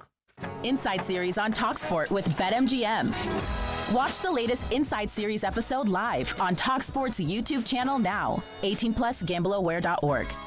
Okay, let's talk about Chelsea on Sunday. They're taking on Arsenal. Since losing his first match as the Chelsea manager against Arsenal, he's managed to beat everybody else, or at least come up with a decent result. He's done a good job, actually. He's only lost to Arsenal so far, has Liam Rosenior. But Mikel Arteta has a brilliant record against Chelsea. He's lost just 1 of 15 in all competitions against them. Away from the title running, a Chelsea coming up against a defining set of fixtures here. Only Chelsea only above Liverpool on goal difference today. But they've got Arsenal, Aston Villa, Wrexham all away from home. Then they've got the PSG game. Then Newcastle at the weekend after that. And then PSG again before Everton, Manchester City and Manchester United. It is a run of fixtures that looks treacherous on paper. I like the rosy picture that you've managed to paint there for Liam Rosenior. Yes, he's only lost one game, but are you forgetting... 2 games, both against Arsenal. Yeah, but lost against one team, but are you forgetting they've drawn at home to Leeds and Burnley. Leeds tough. Burnley. That was stupid. I mean, that is as good as a defeat. Someone didn't do their assignment. Burnley? Listen, Chelsea, when they scored that first goal against Burnley, I'm thinking 5-6. Yeah. That's what they should be doing to a team like Burnley. Leeds different. Leeds have showed they've got fight. Well, they were 2-0 up in that game, weren't they? I know, but Burnley, they shouldn't be drawing that game. But the problem I've got with Chelsea... Shouldn't be drawing either of them, really. But the problem I've got with Chelsea is another red card for Fofana. Like, it's getting silly now, the red card for Chelsea. Fofana, Chalobah, Achimong, Tosin, none of them elite centre-halves. Arsenal got 4 better centre-halves than any of Chelsea's. Mascara, Hincapié, Gabriel and Saliba, I'll choose all day over any Chelsea centre-half. Well, big missed opportunities for Chelsea in the past and still going forward, because they should have signed a big centre-half in the summer. Enzo Maresca wanted them to do that. They didn't do it. When it came to the winter transfer window, they needed to buy a centre-half, and what they did was they took someone from Strasbourg. They should have bought back Mark Gay. They should have done that because for two reasons. One, he's an elite centre-half. He knows the Premier League. He could have fitted in, as he has done seamlessly at Manchester City, into that Chelsea system. He also knows Chelsea very well, having come through the system. And here's another missed opportunity. He should never have been let go in the first place. Yeah, I mean, we're going back quite a way for that, but I make you right. They should certainly have been part of the conversation. Could they afford him under the current business model? Could they match what Manchester City are paying wages-wise? Well, from what I've seen over the last sort of 24 hours, actually, I'm not sure they can afford much because they've lost 350 million quid in the last year, which is going to be a real problem for them if they don't get Champions League football, which they need to get now. And look at that goal they conceded against Leeds. It was like... It was comedy, wasn't it? From a Sunday League team, after a heavy Saturday night, defending like that. It was embarrassing. They've got to do better. Reece James, Gusto as well, at fullback. Conceded 10 more goals than Arsenal as well, Chelsea. I look at this game on Sunday and I say, Arsenal 3-1 for me. I think Arsenal comfortably win this game. They've never replaced Rudiger, have they? Not just in terms of on the pitch, but in the dressing room as well. Thiago Silva. That's a big... Yeah, Thiago Silva, the same. That's a big issue for me. It's not just about what you do on the pitch. It's about having some leadership in that dressing room. And there's a reason they get so many red cards. Well, there was a moment, wasn't there, where he became available, Thiago Silva, again after leaving Palmeiras, and everyone was saying, well, it'd be great to bring him back. Obviously, he's older than you. But he could still... What they need is that sort of character, isn't it? It's not necessarily him, but it's... Huh? It's not what they want to do at Chelsea. No. They don't want it. You're spot on there. You need that leadership. You need the older, experienced players to help the young players. And how did they set up in this game, Chelsea? We were watching the game in Newcastle, how they set up in the Carabao Cup. I think you think they'll start the same? What, back five? I think it'll be their defensive approach just to try and stay in the game as long as possible. Do you know what I think is really interesting is that, listening to Scott Minto on the weekend at the Burnley game and having watched Chelsea in that match against Arsenal away from home, is the lopsided nature of which they play. They seem to allow one of the wingers to stay wide. The other one comes in and plays alongside whoever is the forward. So last week they played Neto out wide on the left-hand side. They had Cole Palmer, nominally supposed to be the right-sided of the three front men, but he was tucking in, almost playing as the 10, in behind João Pedro. And basically the reason for that is to allow Enzo Fernandez to sort of play in the pocket as well, have two more midfielders at the base, and then the wing-backs basically supplemented Neto on the left-hand side, but on the right-hand side, it was to give the room for Reece James to get down and get crosses into the box. Against Arsenal in that Carabao Cup semi-final, second leg, they played a back five, they played no left winger, and they played Liam Delap as a right winger, and then expected the left back, I think it was Cucurella. Enzo was doing a bit to the left, wasn't he? He was, but he was doing that sort of number 10 sort of left. It was lopsided to allow Cucurella to get up on the outside. So it'll be fascinating to see which sort of tactic he comes up with for this weekend, because he's got to get it right. Yeah, and he's got to get it right in the sense of, I know Crook is not a fan of his, but Garnacho, when's he going to get a run of games? Gittins, Garnacho haven't worked.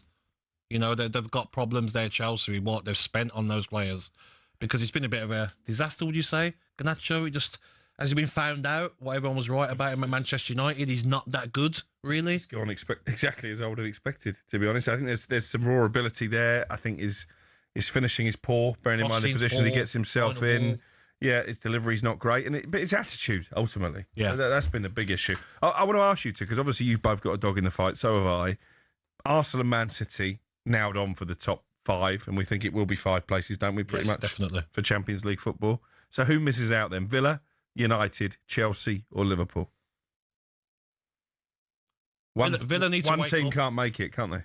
Alex, if Villa wake up and show the form that they showed during the middle part of the season, then Villa can do it. Of course they can, but it's if they can get back to that, because it's looking like they're labouring at the moment. Also, all those teams you've named there, apart from Manchester United, European football. I think what we tend to do in these circumstances is that we turn around and look at our own teams and go, well, these are their failings. Chelsea's biggest problem is they're indisciplined. They give away too many goals, sloppy. They don't score enough goals when they're on top in matches and kill matches. They might score goals, but they don't kill matches by taking a 2-goal lead in them, which is a problem. But Aston Villa have dried up a little bit and they've just slowed down a little bit. But Unai Emery's shown that whenever they go through a spell, he picks them back again. So it's a big job for both those two. I think those two actually are the most vulnerable, even though right now they're both inside the top 5 and Liverpool outside. But look at the this weekend, for instance. If Aston Villa win, Chelsea lose to Arsenal like we think they will. Villa play Chelsea midweek. If Villa win that game, does it become 8 points ahead of Chelsea? I think they won't catch that. Exactly. So it's a big 2 games for Villa. I think Chelsea and Villa are the two most vulnerable, because I think that Liverpool will win this weekend. Yep, so do I. And Manchester United, Crooker, midweek games, spent a fortune on players, and the players are performing. You love that, didn't you? They have. Mbumo, Konya, Šeško, Lamens, over 250 million, and that's what they're doing. The recruitment department probably deserves a little bit of credit, doesn't it, Crook? Yeah, I think that those summer signings have worked out, particularly bringing in Cunha and Mbumo with Premier League experience. I think Šeško is starting to show his quality now. Le Mans, I feel like they got a little bit lucky, because I don't think they got a bit lucky. I don't think they were bringing him in to be number 1. Basically, what happened was Tony Coton said that this is the guy that you want to be the goalkeeper. Martinez was close. Long term. You do not want Emi Martinez. Well, they were close, though. Manchester United overruled Ruben Amorim, who wanted Emi Martinez, and they got Senny Lomans instead. Yeah. And by the way, Senny Lomans has been very, very good. The best thing about Senny Lomans is that he's been there for 6 months. No one's even mentioned his name for 6 months, not talked about him at all until this week. And it's not that he makes... that we've been saying, actually, on a Sunday. It's not that he makes spectacular saves, though he did make really one good save, didn't he, with a shot from distance on Monday night. George, late on. It's that he catches crosses. I mean, this sounds really simplistic. Onana didn't do that. And when he makes a save, he doesn't just push the ball straight back out into the danger zone. He holds on to the ball. And you drew comparisons with David De Gea because I think of the physical stature. I think he looks more developed this early on in his Manchester United career than De Gea did. Edwin van der Sar was on Monday Night Football, and obviously comparisons were drawn between the two as a result of that. I thought the one thing that he's got, which I think helps him, is he's very calm. But is it Onana coming back in the season? Maybe he can fight for his place back. He deserves a shot, I think. That's what his camp are telling people, that he's determined to Give fight him a chance, Alex. We miss him. I'm determined to get down to 15 stone, but I don't think it's going to happen either, to be honest with you. To be fair, though, you're doing well on your 5Ks. You're getting lower and lower, aren't you? 27 minutes, 10 seconds. Lovely. Come on. Get yourself in there, Alex. How do you find it, though, the runs? I'm all right. Boring. Yeah, music on. 27 minutes. I think mentally is the tough thing. Yes, yes. It is quite boring running. And I don't listen to music. Don't you? No.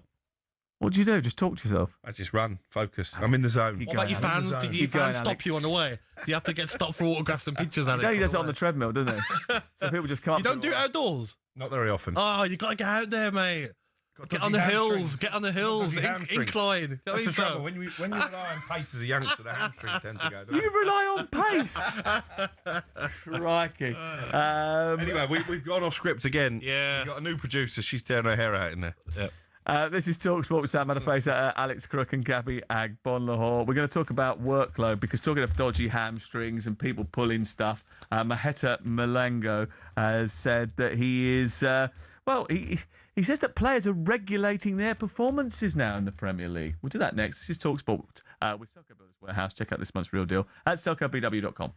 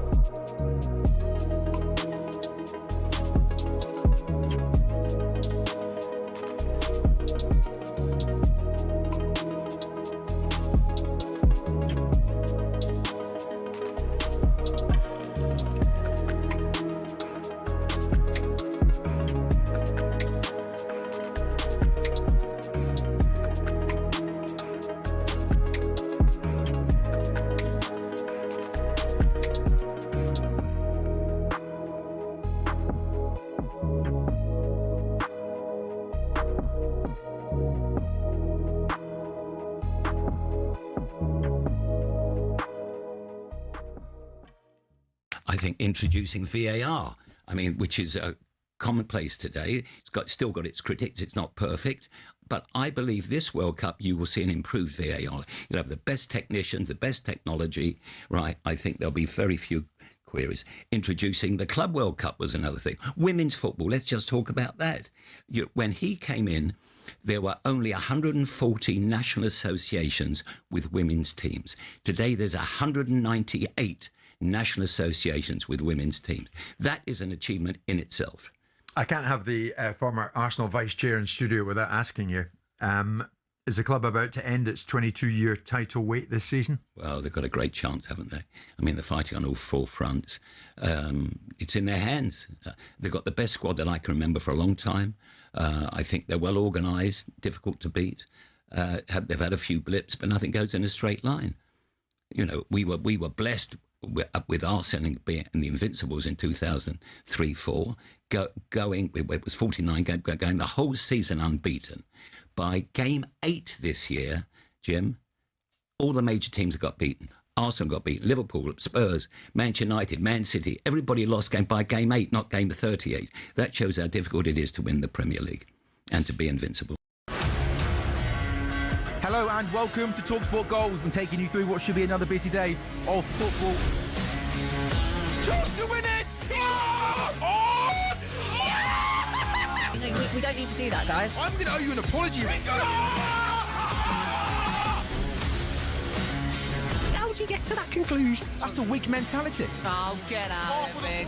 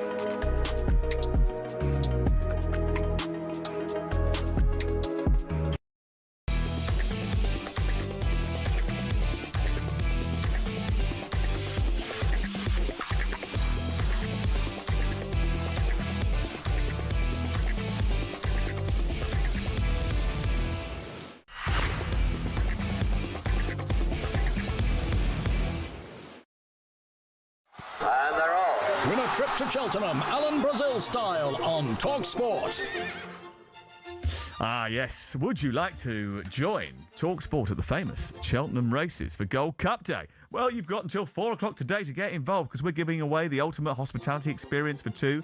Friday, March 13th, you'll get the full VIP treatment, a 4-course lunch, complimentary bar, all day, celebrity tipsters, and much, much more. You will basically live the Alex Crook lifestyle for a day. It's the best way to experience the races, and you'll even meet some of the talkSPORT team on site as well. Enter now. Here's how to win. Text WIN to 83338. And text costs £2.50 plus your standard network rate. You can call 0343 418 7260. Lines close today at 4 p.m, and that's when you'll need to answer your phone if it rings. It's 18 plus, UK residents only. It's a talkSPORT promotion. Full T's and C's are available at talksport.com, and all you have to do is text WIN to 83338 now. Yeah, well, we've got a good Gold Cup Day plan, haven't we? We have. I'm taking you out, aren't I? You're my plus one. I'm going to show you a bit of hospitality. Looking forward to that. So that is the way he treats you earlier in the show. I know, outrageous. Yeah. Don't stop coming in and trying to cause division. Well, funnily enough, Sir Gareth's not taking me out to the Gold Cup. Oh, really? He was all right with my hospitality on Sunday night when I put him up, weren't you? Did you? Yeah. He did, actually, yeah. Looked after him. Took a task on the table tennis table. Yeah. Until you got knackered. Yeah, table tennis table. So we went out. We stayed in a place where there was a table tennis table, and we were playing table tennis. And Paul, I beat him at pool 2-1. He beat me at table tennis 2-1. But the last set, we had to stop the table tennis because he'd won the first 2 sets, not handsomely, but well. 21-17, 21-18, that kind of thing, right? The third set, he was blowing. 21-5, I beat him, and he went, "We better stop this now." Couldn't handle it. But he's doing his 5K runs and stuff, Sam. And also you doing those. Table tennis. Can be difficult, can't it? Who gets knackered at table tennis? I used to batter him regularly at normal tennis. Yeah, but table tennis. Table to get around, isn't it? Table tennis. I can understand it when you used to get knackered after 3 sets of actual tennis. But after the 3rd set of table tennis, I'm a little bit concerned. Part of the process, isn't it, Alex? Yeah, you got to get it's slow. Yes. We wanted to talk about Maheta Malango. He was talking about the Club World Cup. He went to a Chelsea training camp after the Club World Cup. He said he looked at them and they were all shattered, the Chelsea players. Cole Palmer, he said, is an absolute star, but he would need an extra lung to cope with a relentless schedule. He can't get one. He also sort of suggested during the course of this quote that the reality is that the fans pay 100% of the ticket prices, even though the schedule increases and the workload on the players increases. But a lot of the times they get 70% of the show if they're lucky, or 60% because the players start regulating themselves. Can you understand that? What do you mean by that? The players aren't giving 100%? Well, I think what he's saying is because they know they can't play at the full tilt for the whole season, there are certain moments in games and certain games where they decide they can't do everything. Oh, you have to. And how many players play 100% fit every game? You'd be surprised how many players are playing with niggles.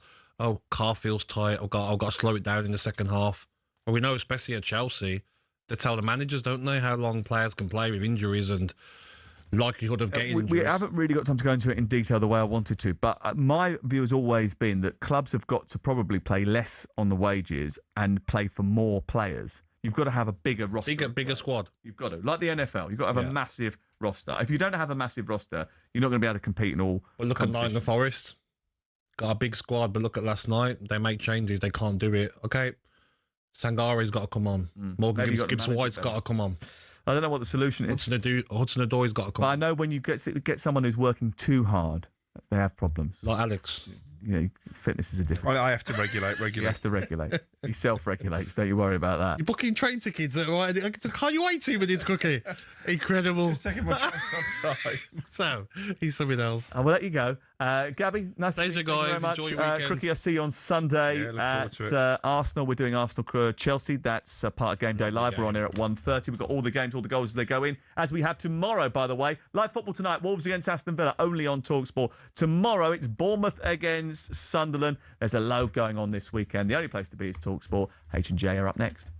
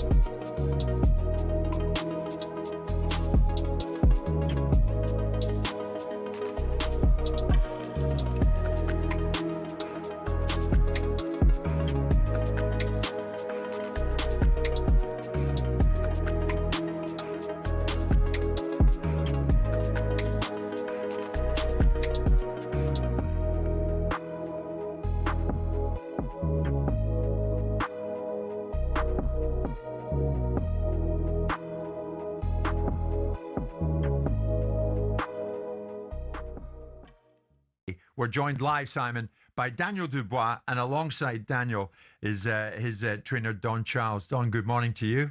Good morning to you, Jim. Good to see you again. And this fella on my right, Daniel Dubois, who very kindly speaks to this show on something of a semi-regular basis when his dad gets him up and out of bed. Daniel, good morning. Yeah, good morning. Yeah. Good to speak to you. Good to have you here in studio. Yeah. 7 months on from your last fight, how good does it feel to be back in camp again, Daniel, with a big one?